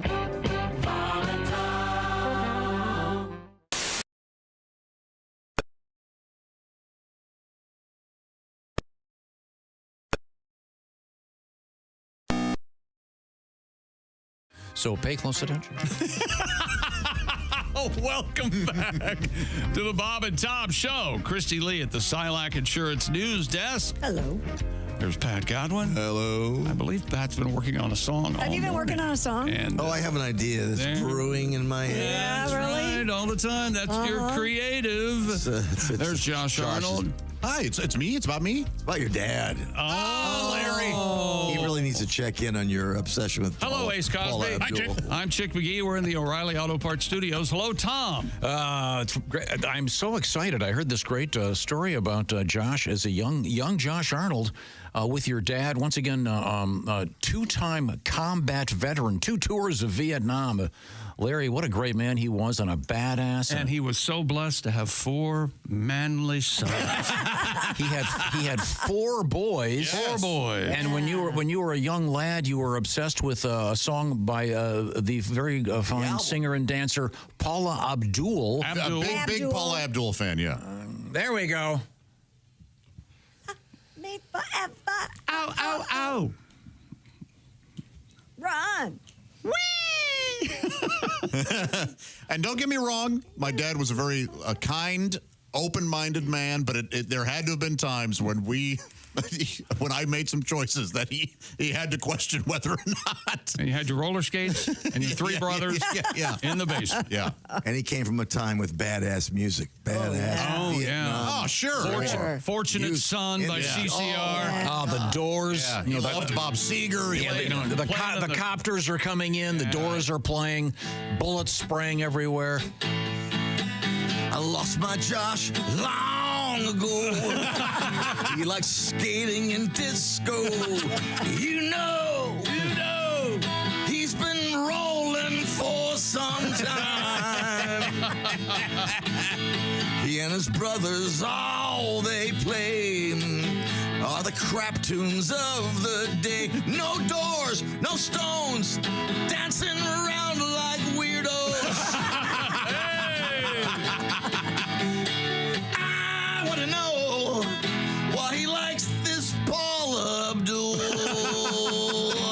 I was a Vietnam vet when the music was so cool, and he's singing Abdul on a sunny day. I think he might be. Yes. Catchy dance tune, certainly. Man, if you looked at my cassette holder, it was Paula Abdul. I distinctly remember getting a cassette of Wilson Phillips. Boy, those were great harmonies. They were great harmonies. Yeah. Yes, Ace. Josh, I saw Paula Abdul. She was on the Club MTV tour with Tone Loc, Milli Vanilli, and Lisa Colt Jan. Yeah, that's a heck of a lineup. Oh, I love Tone Loc. Would it have been a big deal about Milli Vanilli had they come out like 10 years later? Would people have reacted the way they did? I don't know. I got to say, I can usually tell if somebody's faking it, and they didn't look like they were faking it. They were very good. I mean, Yeah, they were good at it. America was in love with Milli Vanilli. Yeah, they were. Couldn't get enough of it. They were good songs. Yes. Well, the songs are good. The fact was they just didn't sing them. It was somebody else. Sure. Right. I mean, it wasn't like even Ashley Simpson where she got caught lip syncing her own voice. Yeah. But the only thing about the Monkees was Mickey was singing or Davey was singing. They weren't playing the instruments. They were all singing. Now, when they played live, eventually they were. Well. But yeah, no, in the early days, yeah. Sort of.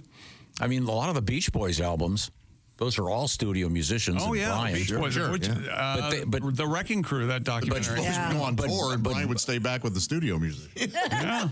That's true. Yeah. But I mean, it's different, though, because they were actually songs that they had written by the band. The guys in the band wrote a lot of them, certainly. Mike Love and Brian Wilson. But in the case of Milli Vanilli didn't write them or sing them. Right. Well, they look good singing. They look good on stage. But they really fooled us, man. It was the MTV generation. we wanted to see pretty people. Then that tape jammed. And they ran. Yeah. Remember it caught in a loop or something? Is that why they ran? Is that why we got They mad? don't know what to do. Yeah. But they had good abs, which was important. Yeah, of course. Back then. My dad would have loved that the song, Pat. He was a big fan of yours. He told you as much, right? Oh, I loved Larry. He's a good guy. When he would play Creedence, he was very proud of it. His go-to Creedence song was "Down on the Corner." Oh yeah, I love that. I think it. That's probably one that wasn't played in Nam, and so he just liked that, maybe. Oh, ladies and gentlemen. What? Milli and Vanilli. See, again, not my sphere. Girl, you know it's true. You don't know this? You know this. Girl, you know it's true. And is this the one they weren't singing? Well, all of them. Yeah. All of them were. And they were. Blame It on the Rain. That was the big one. Blame It on the Rain, right? Okay. They were middle-aged blues musicians, I think. I forget the name of the guy, but he was like 45, 50 years old, the guy, the lead singer. He was, yeah. A PR company should have come out and been like, okay, you got us, but here are the real people. You like these songs. Right. And really tried to elevate the real people. Yeah. Well, and that's like everybody dance now. That girl who's on the video is not the girl who sang Everybody Dance Now. I don't know. I forget her name. That's true. But I love that song. Great. Yeah, it's a great song. Was it CNC Music Factory? CNC Music Well, I mean, they had a whole factory of music. Somebody will text me and go, "Chick, stupid, here's her name." Yeah, but I can't pull it right now. Well, you've got a lot going on up there. I got a lot going on. Thelma Hump. Thelma Hump is her name. Yeah. Thelma Hump. Yeah. Thelma Hump. That's Thelma Hump or Daphne Hump was her sister. That's right. The Hump sisters. They had a lot of people come in and go, everybody dance now. That's Thelma. That's Clinty Hunt. Clinty? Clinty. Thelma and Daphne, the Hump sisters. Why do I come in every day? Almost every day? Why do I continue? Oh, Clinty. I could just fade away. He wouldn't know I wasn't here till sometime late next week. You know what? He wouldn't know you were here, but he would say, "Where do you think we lost Chick?" What do you think happened? He wasn't here today. He wasn't? Oh, really? I didn't notice. I didn't notice at all. Well, now, if you don't want to get lost, you want to have a guide. That's right. And you want your guide to be Christy Lee if you want to go to Europe and have some fun. What am I talking about? We're going to have a lot of fun starting September 28th as we journey to England, Scotland, and Wales with my good friends at Colette. We'll go visit Chick in his new home in Chelsea. Yes, sir. We'll see the historic cities of London and Edinburgh. Hello. Oxford, Chester, and Shakespeare's Stratford-upon-Avon. We'll behold regal jewels of Edinburgh's castle and visit the medieval walls of York. And you know what's so great about Colette?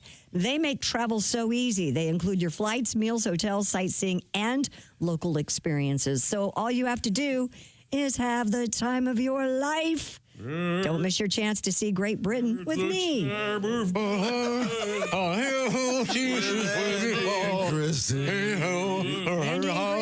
right. Call Colette at 800-581-8942. You don't have to call collect, by the way. No, Colette. I know. Yeah, call Colette. Yeah. Or visit She's hard to find. No, she lives in Florida. I can give you her number.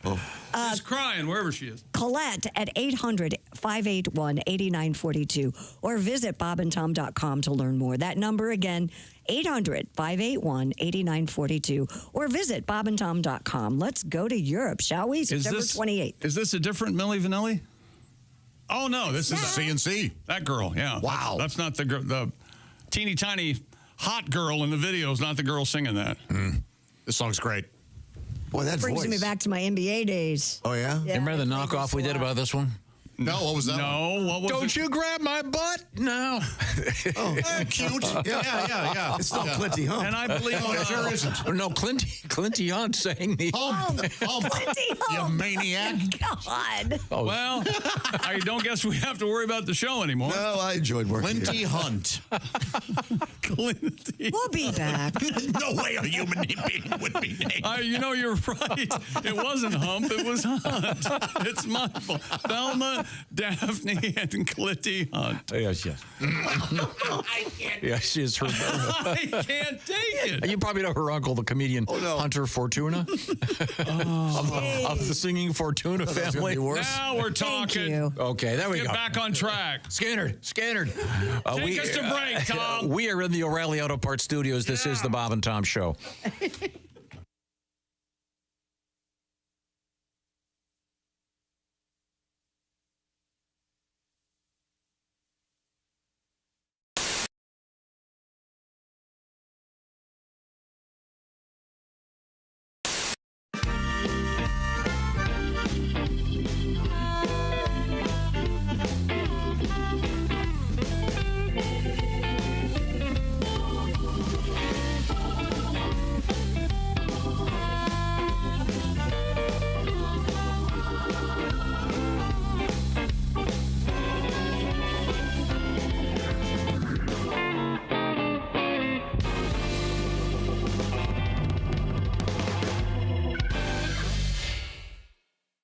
Joining us in the studio now, we have Dr. David Wolf, astronaut, and he and Kirsty are making out, evidently. Welcome back to Earth, sir. Uh-huh. Oh, there Hey, he David, how are you? Thank you. Dr. Wolf is wearing a NASA golf shirt. Very cool. Of course he is. Now you can get those at gift shop, Tom. That's no big thing. Dr. Wolf, it's a great pleasure to see you, and glad you're back. The Wolf Man! Thank you, Tom. It's nice to be back on Earth. So, yeah, what'd you do on your summer vacation? Oh, really? You out of space, huh? You win. Yeah, that is kind of you do have that kind of conversation trumper. Well, we got back from the vineyard. What'd you do, Dr. Wolf? I was in outer space. Yeah. Pretty cool. Took a few spacewalks. Added a piece or two to the International Space Station. You added a whole porch, didn't you? Yes. Yeah, that's what I thought. Yeah, did some maintenance on the port solar array wing. Needed some new batteries. Oh, there you go. Now, if you go to our website... Why do you need a porch in space? Well, where are you going to sit? Two of the guys. Where are you going to sit and rock the next Big Bang? Two of the guys smoke. So yeah, you got to go outside.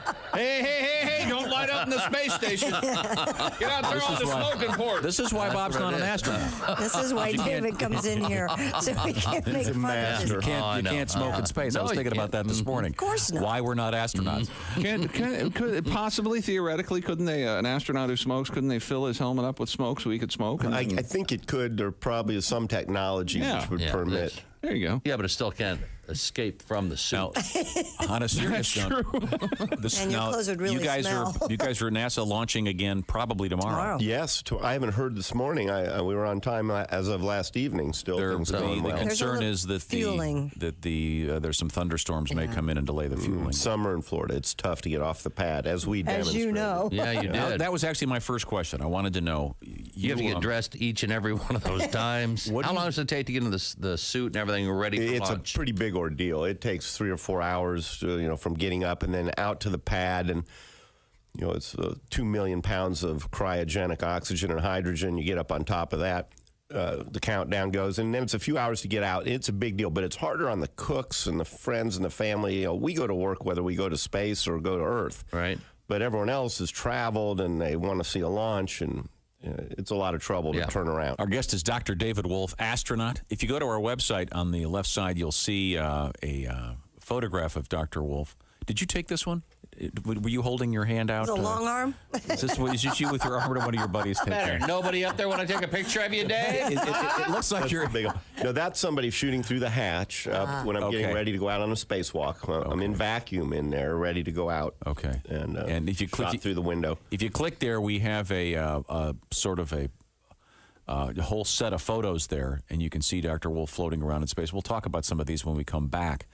I'm curious, how long does it take you to get into the spacesuit that you're going to use to do a walk? The suit, you spend the day before checking it out like a spacecraft itself. The next morning, you spend 2 or 3 hours getting in before you get out through the hatch. About 3 hours. Wow. Don't you have a series of mirrors in your passenger car here at home where you can drive laying on your back? Isn't that just to make you feel more comfortable upside down? Wow.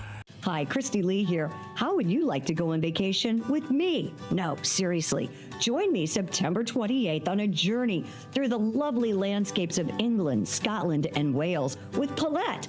We'll travel through the charming countryside and also experience the historic cities of London and Edinburgh. Experience the best of Britain's rolling countryside and bustling cities rich in history and culture. We'll see the iconic landmarks of London.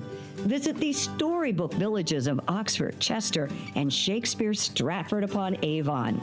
We'll behold regal jewels of Edinburgh's castle and visit the medieval walls of York. This and so much more. The best part? Paulette makes travel easy, including flights, meals, hotels, sightseeing, and local experiences.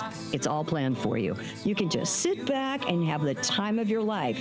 Don't miss your chance to see Britain with me. This is going to be a great group and an amazing trip. I already know we're going to have so much fun. Call Colette at 800-581-8942 or visit bobandtom.com to learn more. Don't miss out. Call Colette at 800-581-8942.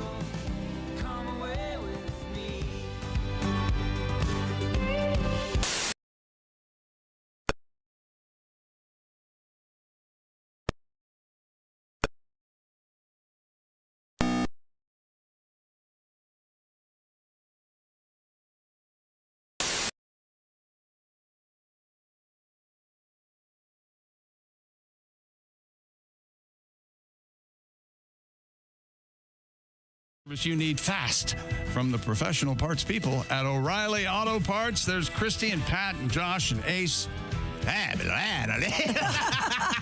I'm Chick, and here's Tom. Hello, Tom. Hey, how's it going? Thanks for joining us. It's great to be here. Good to have you back. Pardon me? It's good to have you back. Oh, well, thank you. It's good to be back. Let's not get carried away. I want to. We were talking about this. To get a raise. I mean, you guys Yes, are ignoring the fact that the Earth may not even exist fairly soon. Oh, stop that. Fearmonger. Yeah, why don't we go over the odds of the asteroid hitting the Earth again? Because 2.3%. That you have skewed. Okay, I'm just saying. I'm not worried about the asteroid hitting the Earth. I'm worried about the subsequent ice age. Well, see, here's an explanation. Once again, the so-called city killer asteroid that is officially... oh, she's a city killer. She sure is. This thing is... It could hit... We found a meteorite in the backyard one time. Our dog went out there and sat on it, burned his balls off. Well, saved us a trip to the vet. Yeah. Bob Barker never said spay and neuter and have your dog sit on a meteor and burn his balls off. Sure. But he should have. Yeah. Saved us $100. You know that yeah was like, yeah, shut up. Exactly. No. I'm enjoying this. Pat's not laughing at the Dickey brothers. He's laughing at how mad. I'm laughing at both. Because if this thing hits... Yes, Tom. And hits your house, you're going to say, oh, well, you were right. If it hits his house, he's not going to be saying anything. Okay, the asteroid is technically called 2024YR4. And it's, according to this thing, they say the following. The asteroid measures roughly 180 feet across, making it as wide as the Leaning Tower of Pisa is tall. Okay, I mean, that's barely relatable. I don't think... You've never been to see the Leaning Tower of Pisa? No, I haven't. Hey, travel, okay? Enlighten yourself. Expand your horizons, But okay? Leave the county you live in. Even if it does hit the Earth, I don't think it's going to cause a problem. Bigger asteroids than that have hit. We'll know. I don't think so. Okay, here we go. You're correct, Chick. Astronomers say the following. And a lot of it's going to burn up before it hits us. Yes, the impact of such a rock would not trigger a mass extinction like the much larger dinosaur snuffing impactor that did 66 million years ago. But we're absolutely going to know this thing hit. It's going to cause some issue. Now, here we go. No, this is the most recent one of note. The Tunguska Impactor. Okay, now, There it is. Did you hear it? Josh. Is that one of those toys she brought in? Yeah. Josh, now, I want you to say the joke that I normally would. The Tunguska. Oh, no, when I say the Tunguska Impactor, that's what I'm supposed to say. That sounds like a sex move. Okay. The Tunguska. This is from. It cost me $2. This is from famously, for those of you that have cracked open a book, this hit Siberia in 1908. Yeah. Oh, sure. Yeah, the famous. Siberia was a tropical playground. Exactly. It really was. It was an oasis of beauty. The Tunguska Impactor flattened 80 million trees. Yes, sir. That was in 1908. So this will not be that big should this particular meteor hit the Earth. That's like But I'm telling you. 1 million trees 80 times. If it hits Cleveland, it's going to be an issue. No, Yeah, they'll have it a would hole be. in the street. No, it's the It's a size. pothole. It's the size of a football field. Yeah, it's nuts. Oh, it'll hit the water. Yeah, it'll go in It Lake probably Erie. will hit But the there's water. only Chances there's a are. 2% chance that it will hit Earth. And Straight of now. that 2%, how much of the Earth is covered by water? 75, I think it is. That Okay, about so right? now you've got. 83.6. So now we're down to what? Maybe if It's not gonna going to hit Earth, though. That's the thing. It could. It could, yes. You could get hit by a bus. That's You could be strangled by a coworker. All I know What are the is chances of that? Yeah. Higher than 2%. And I'm going to tell you, that's a lot higher than 2%. Yeah, you could go to prison and get the Tunguska Impactor against your will That'd and be done to your fine. backside. You know, some crimes are worth it. Yeah. The Tunguska Impactor. That's brutal. Yeah, I'm sorry. So, I just think it's important to keep our eye on this thing. Well, there you are do professionals that. doing that. Yes. I can't worry about it. Yeah, that's There the are least of plenty of my other worry. things. You got to be kind of a cool job. You go in every day and go, any of your meteors coming our way? Well, not any closer. Not really. No. Well, maybe 7 years away from one. Okay, I'm going to go have some coffee. And then while you're having coffee, the meteor hits. Then Thank goodness we filled out those grant papers. This is a beautiful Have thing. you guys seen the meteor? It's called like Muatawa or something. I'm way wrong, but I'm also close. and it's cigar shaped. It's interstellar, so it's or interplanetary. It's not from our galaxy, right? Mm-hmm. And they are pretty convinced it is an aircraft from some other. Oh, really? Oh yeah. Where is it right now? I don't know, but why don't they send the James Webb telescope to look at it?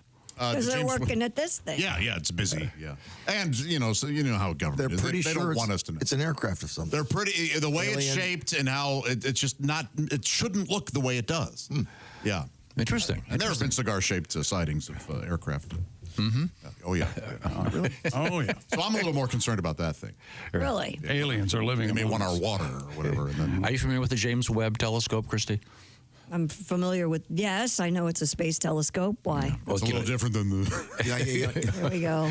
What's the name of it? They can point it at the Earth and see dirty hippies. That's the Jack Webb. That is the Jack Webb. What's the name of it? Again, he's afraid to play the real thing. This isn't even. It's so funny that's the hill he dies on. Yeah, right here. Not the same instruments. It's embarrassing. I'm doing it. Josh hates that. Oh, let me tell you how YouTube works. I don't want to play the real Dragnet thing. Pay the rights. Yeah. So that part can't be on YouTube. Who gives it? He takes a little knowledge and mutates it. It's just, what are you talking about? Oh, that's right. I'm sorry. Where was I? I think it's a good song. Christy Lee is at the Silac Insurance News Desk. Cares. Oh. Sorry? That's just mean. I care about Silac. What have you got happening over there, Christy Lee? Style experts say there's a reason why people do not get dressed up anymore. I'm a style expert. New York Times fashion director Wait, hang on a second. Friedman Wait a minute. This is the most difficult name tackled the topic. Christy Lee has ever been presented with. Oh, no, this is an easy one. She spoke to Notre Dame professor Linda Fishbashevsky, who wrote the book The Lost Art of Dress. Very good. She says that the phenomenon can be traced back to the 1960s when a generation of people began questioning the conventions of style. I'm sorry, what's the phenomenon? The people don't. Lost art of dress. Remember how you look at a picture of an old baseball game. It sucks. And everyone's it's all men wearing coats and ties. They're constantly hot. What is the news story here? He wanted me to say that name, and I practiced it all. No, the news story is Schwensky or something. I'll give you an example. I wish you would do something. Let's make this a fantasy that many have.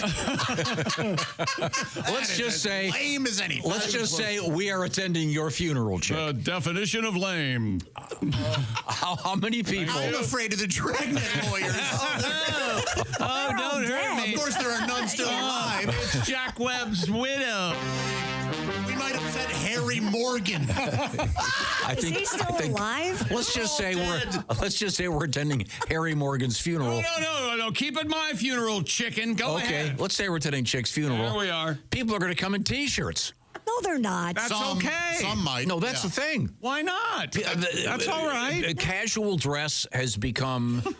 That's Apparently. This article. This is something you would never read, Chick. It's the New York Times, where there's actual journalism taking place. You want everyone to still wear suits and ties to a ball game. Because your dad a ball did. game and I'm stuck. And do you know how bad on a plane that stadium smelled?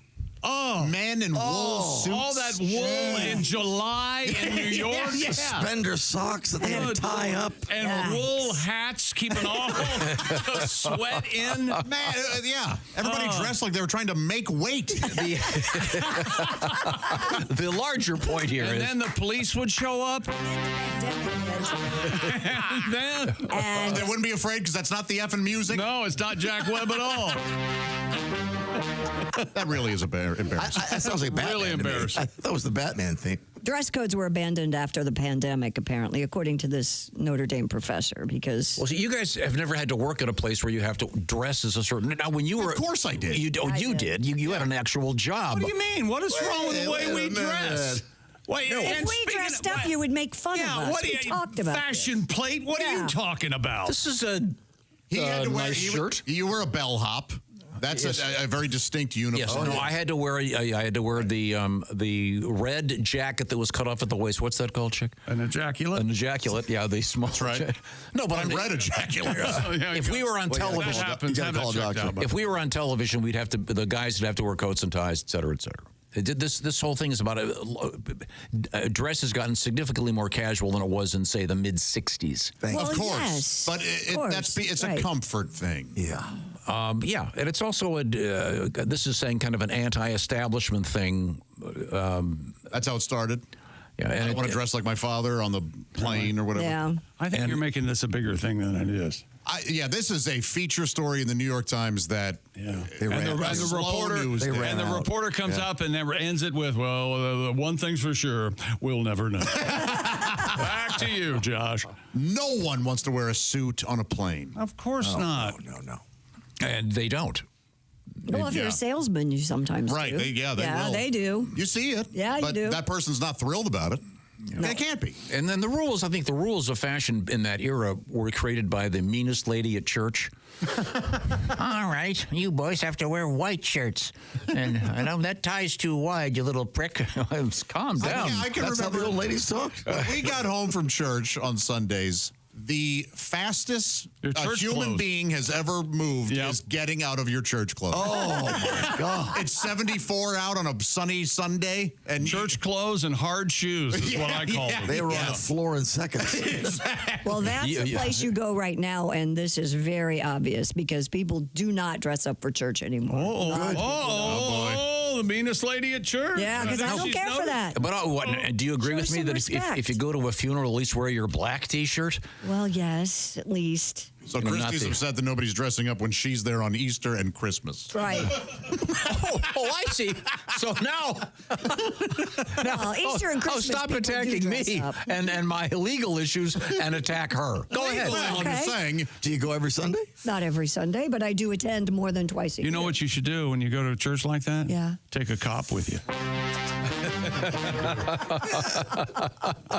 Well, you know, Chick doesn't want to. Officer Friday, would you take this? Whoever you paid to do that owes you money. Oh, I'm sorry, Josh. Shout out. Josh. What is it? Josh like a Casio organ? Josh doesn't want to be too overdressed at the Chinese buffet on Sunday when it's double dip day. Oh, now he's lashing out. What's double dip day? I have to know. What? Hey, by the way, you want two lobster? Well, now we're off the air. Now we are. See, here we go. So what do we do now? I think we have to stand up and walk to our car. That's a $1.50 right there. That's a $1.50 we owe. We should get an accent jar. And whenever you do an accent, we put $10. Oh, I'm sorry, because everyone speaks exactly the same way I do. I've never noticed anyone that has a slight accent of any kind. That particular one is you a little stupid man. Hello. Not the point. Hello, my name is So Stephen. whether they talk that way or not. I run the Chinese buffet. Look, we don't make the rules, but we have to abide by some. Yes. Okay. Accent I know you think you're an ultimate despot, but I'll tell you, okay, gotta cooperate a little bit. I'll make you feel better. I Okay, doubt say that seriously. Say that you're attending. All you guys are attending my funeral. I'm attending your funeral. I'm going to ask you there this weekend. I'm going to ask you right now. Hang on. What did you say? We're attending your funeral? Yes. My fellow Americans, our long national nightmare is over.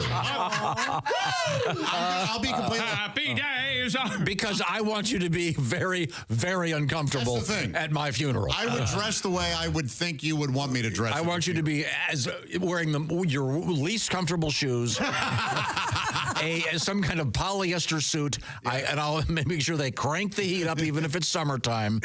Yeah. I don't even want to be, and this will be, I'll make this legally official somehow. I don't even want to be buried in a suit. I don't want to be. I don't want to spend. I was just going to say that my father's not buried in a suit. Yeah. He's buried in his favorite shirt. Exactly. Which is a long way from a suit, and it was up to me. Bury me in a. And still to this day, people are mad at me about it. Was it a T-shirt? No, it's like it was like a poncho he loved. It's kind of a. That's nice. It kind of looked like what Clint Eastwood wore in The Good and the Bad and the Ugly. Oh, okay. Yeah. Wow, well, see, there you go. Colorful, and yeah, he loved that shirt. But I want you to be really uncomfortable. All right. He was a damn. We'll make sure. He was a dirty hippie. You know, that just gets worse, doesn't it? Not even. It's nothing. You might as well have done this. That's better. Better. My son went and did that. I'm just saying that the importance of the telescope in question, the James Webb telescope. No, we were talking about fashion. Where? Oh, you want me to hit it again? No. That's the Jack Webb telescope. Gotcha. You see, Jack Webb. No, it's that's not. like You the can't. Bud Webb or You something. can't say Jack Webb. Why not? Because we'll get in trouble. Okay. You can. Remember the end of Of Dragnet? course you can. Remember the cool end of Dragnet? Yeah, the guy with the hammer and the golden arm. A Mark 7 production. Bang. Oh, that was cool. Hit it? They don't make them like that anymore.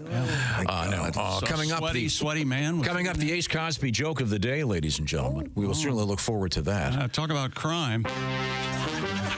Yeah. Oh boy. So I guess you're saying that you're not going to go buy the book, The Lost Art of Dress? No. No way. By Professor. If I run out of toilet paper, I'll go buy it. Frisbee-Shevsky, whatever her name was. Fishabisky. You should see how it's spelled, by the way. That is the most confusing name. It's spelled PRZYBYSZEWSKI. That's the right. You pronounce it, right? Rikers Island was closed that day. Yeah. What happened to people going? No, you're Stevens now. You're Jones. Stevens, yeah. You're Jones. You got to pronounce my name right. You're not going to get an A. Oh, What'd your dad do in the old country? He built barrels. You're Cooper. That's how it used to work. This, these words, it starts with a P, you're Prentice. Yeah. I know where you want to go. I know where you want to go. Yeah, I don't know specifically. I just see in your face. I just know it's a bad place. Hey. No, it's a good place. No, it is. It's you're from Poland. You bowl Brunswick. We often hear about red flags that we should avoid in life, don't we, Tom? Yes, we do. Can you tell me more? I'd be more than happy to. Thank you. Oh, God, I'm having trouble breathing. Coming up, the Ace Cosby joke of the day. But right now, in this present moment, we're talking about BetterHelp, because the Bob and Tom Show is brought to you by BetterHelp. BetterHelp is about maybe finally going and saying, hey, I've always been thinking about doing therapy, but it's a little awkward. I'm not sure it's for me. Well, you can experiment with this and find out if it is, in fact, for you by going to BetterHelp.com/BT Show, because BetterHelp is all done using the internet. So some of the awkward parts of it are now gone because it's done at your convenience, because you can do it wherever you are. Here's how it works. Okay, tell us. You fill out a questionnaire online, and you'll be matched with one of 30,000 plus credentialed therapists, and they're currently helping more than 5 million people. So now you can do the therapy when you want, where you want, because it's all done online. So you can do it in your office, you can shut the door, you can do it in your car, you can do it where it's convenient for you. And it's also something, if you've been thinking about it, a lot of the awkward aspects of it are now gone. Check out BetterHelp.com/BT Show and see what I mean. And by the way, you'll get 10% off your first month if you use that /BT Show part. Once again, it's BetterHelp, H-E-L-P, BetterHelp.com/BT Show. Help yourself. Maybe you're working on some relationship issues or whatever it might be. If you want some counsel, this is the way to go with therapy. Once again, it's BetterHelp.com/BT Show. Coming up, we've got the Ace Cosby joke of the day and more. We are in the O'Reilly Auto Parts Studios, and this is the Bob and Tom Show.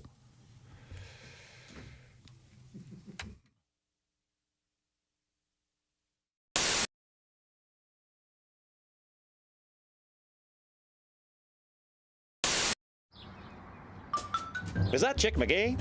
Why, it sure is. Chick McGee, who knows that an annuity from the folks at Silac Insurance Company means a retirement check in his mailbox every month. Chick works on perfecting his mailbox opening technique.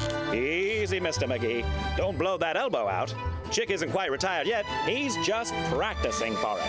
Because one day, Mailbox McGee will be taking his retirement the easy way. SILACINS.com.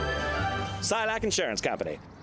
This is a wash. It's a face wash. It's called Soothing Licorice, so it's very gentle. It has very sensitive skin. He's told me. So he does. No, that won't get in his eyes and make his eyes. Well, I'll make it a point. Is this where I quietly switch places with you, Brenda, and Pat doesn't know I'm rubbing his face? I'm sorry, my hands. Yeah, no, that's not until Chip, dripping. Come touch my face, Chip. And those aren't my hands. You're going to start dripping stuff? Hot candle wax? What are you doing? Now, is he going to be able to talk during this after you? He's falling asleep. What are you talking This is really nice. I mean, this is probably one of the best things I've ever done. We're all going to give you the mark of the mushroom. Sounds good. Give me the rum and helmet. His pants. It looks like he's aroused. I think it's just an illusion. No, it's a genie weenie. I think it's No, it's my quads. You got to remember, my quads are so big, everything sits atop the mountain. That's right. everything. They're saying big mountain, small flag. Yeah, just like the moon.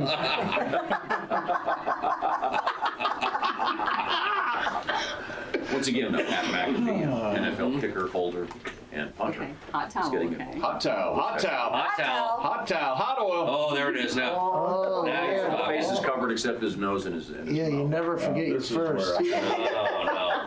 How does that feel, Pat? You've not had a facial before? Well, it depends what kind you're talking. Oh, This I type- see. Wait a minute. What do you guys do on the road? None of your business. What goes on the road stays on the road. You've heard of squirting, though, right? Yup, there we go, Chip. Oh, come on. I'm just saying. No, Tom hasn't. Probably not. Yeah. Well, that doesn't certainly happen. No, that can't possibly. Quiet with your hands full. All I know about facials is eventually someone gets out cucumbers. Is that going to happen? Are we going to have any of that? They don't do that. Cucumber, I'm not ready for that yet. No. Start with a something smaller. Smaller, like a carrot. Yeah, let's work our way up to the cucumber. Magazine, Yeah. They're supposed to do at home. So where they close their eyes and they put a cucumber over their eyelids. Is this your bed here that I'm laying on? Yeah. Mm-hmm. Hell of a table. Thank you. Really good table. Now, Brenda, I know that you operate a legitimate business.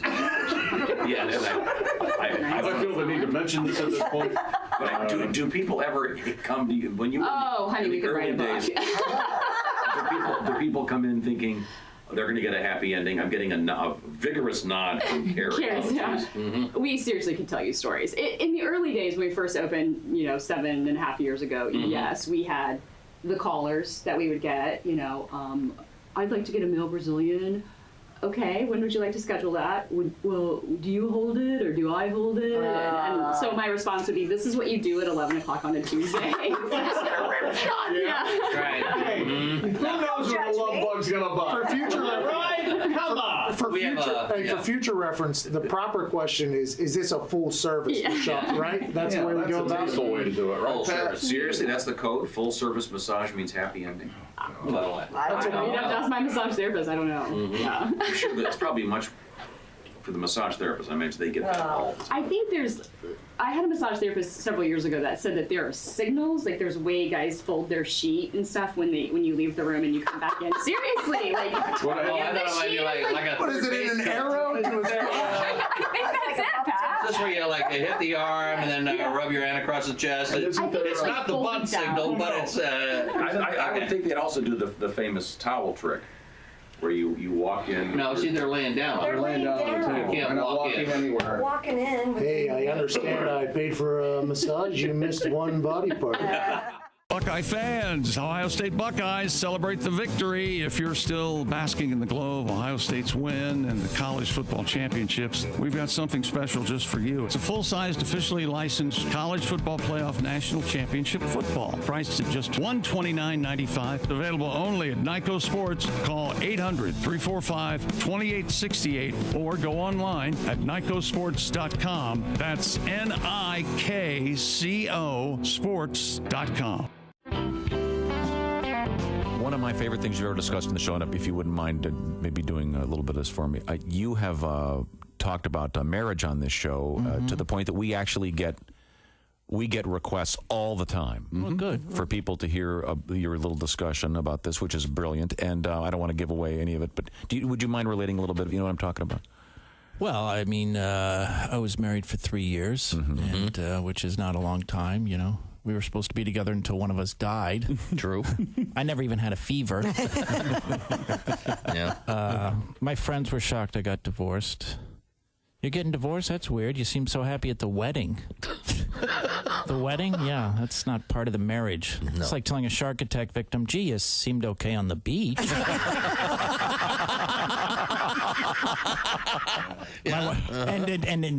And to speak to Christy's point, my wife felt I was too down, I was too negative. Well, this divorce should help. Yeah, there you go. She said I had changed. You didn't used to be like this. If I'd known I'm going to be like this, I never would have gone to bed with you. Hey, guess why I didn't tell you? Yeah, okay. And of course, marriage is hard. We all know it. The proof here in the room, the success and. Einstein. Gotcha. Marriage is so hard. Einstein got divorced. Albert Einstein was unbelievable. Yes. Mm-hmm. Yeah, Albert Einstein, arguably the most intelligent man who ever lived, got divorced. They should tell you that before you get married. It shouldn't be, do you love her? Do you want to spend the rest of your life with her? It should be, do you think you're smarter than Einstein? And there you have it. Yeah. Nick Griffin, ladies and gentlemen.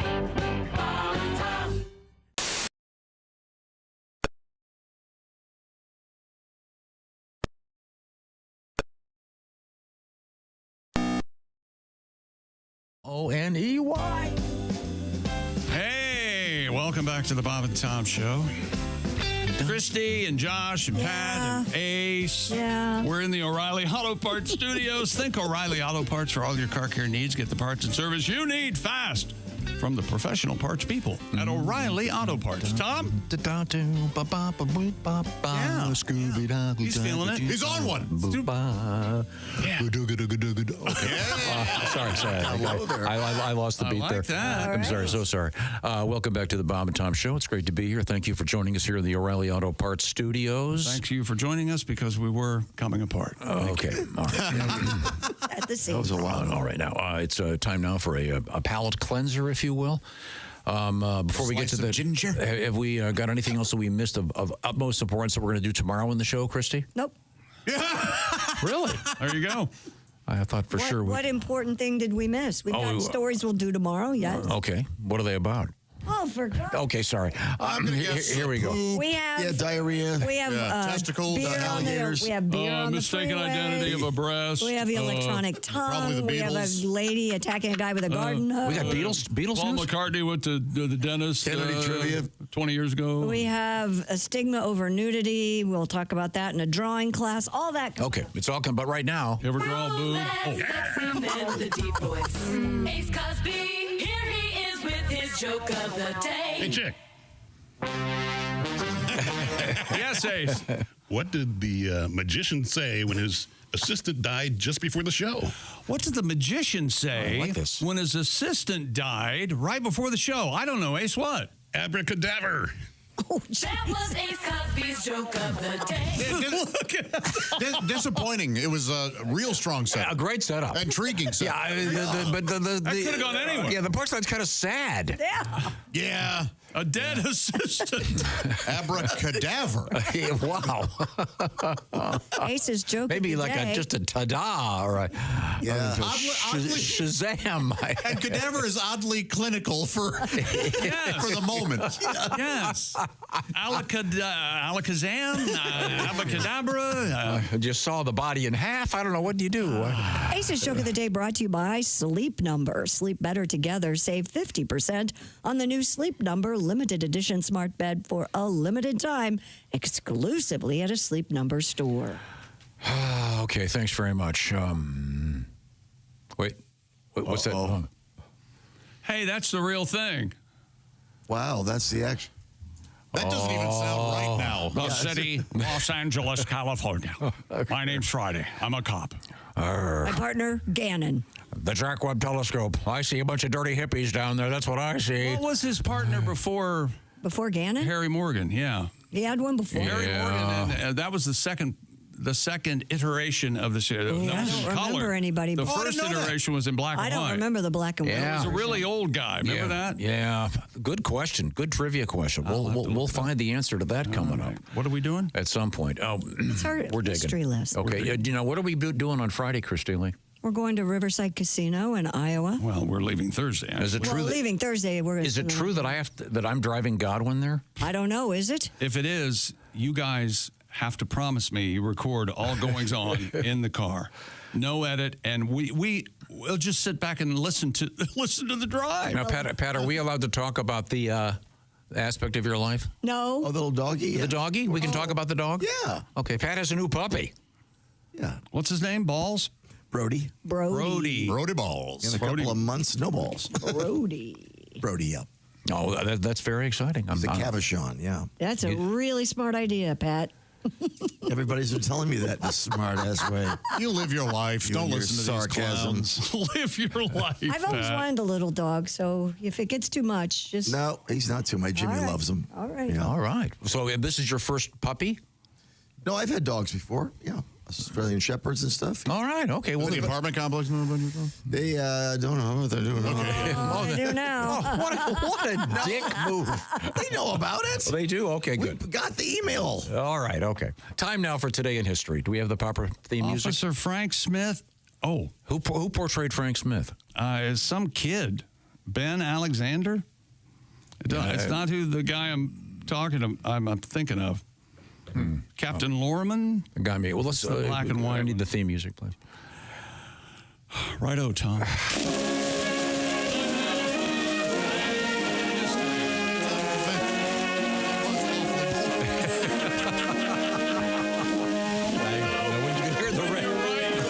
When you hear the radios clicking off through the soundproof walls. No, they wanted to know what's he going to do now?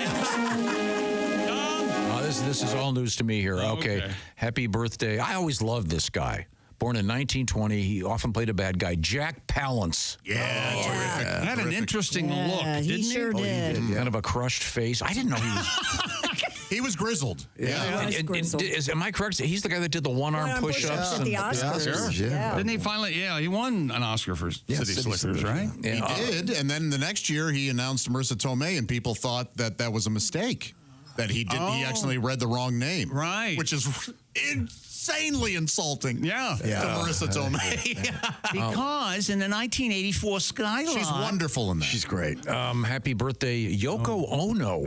How old is she? Born in 92. Whoa. Born in 1933. How long? Is that right? Oh my God! Wow. Okay. Happy birthday to Sybil Shepherd. I always found her to be so sexy. Oh, moonlighting. With her and Bruce Here's Willis. a poser for you. What if Yoko Ono becomes one of the oldest people ever? Oh, it sets a world record? Because it's setting up to be that way. Yeah. Wow. She's got the genes. She could live to be 113. Easy. Certainly. Well, on her diet. How old is she now? Healthy diet. 92, yeah. 92. And she doesn't look a day over 80. Right? Best thing to ever happen to the Beatles, I say. And happy birthday to the NFL, Le'Veon Bell. Running back for the Jets. Yeah, of course. You're a big fan, I know. He quit. Okay, good. But you're a giant fan. We're in the O'Reilly Auto Parts studio saying thanks to you for putting up with all of this. Okay. Bum. This is the Bob and Tom Show. Okay.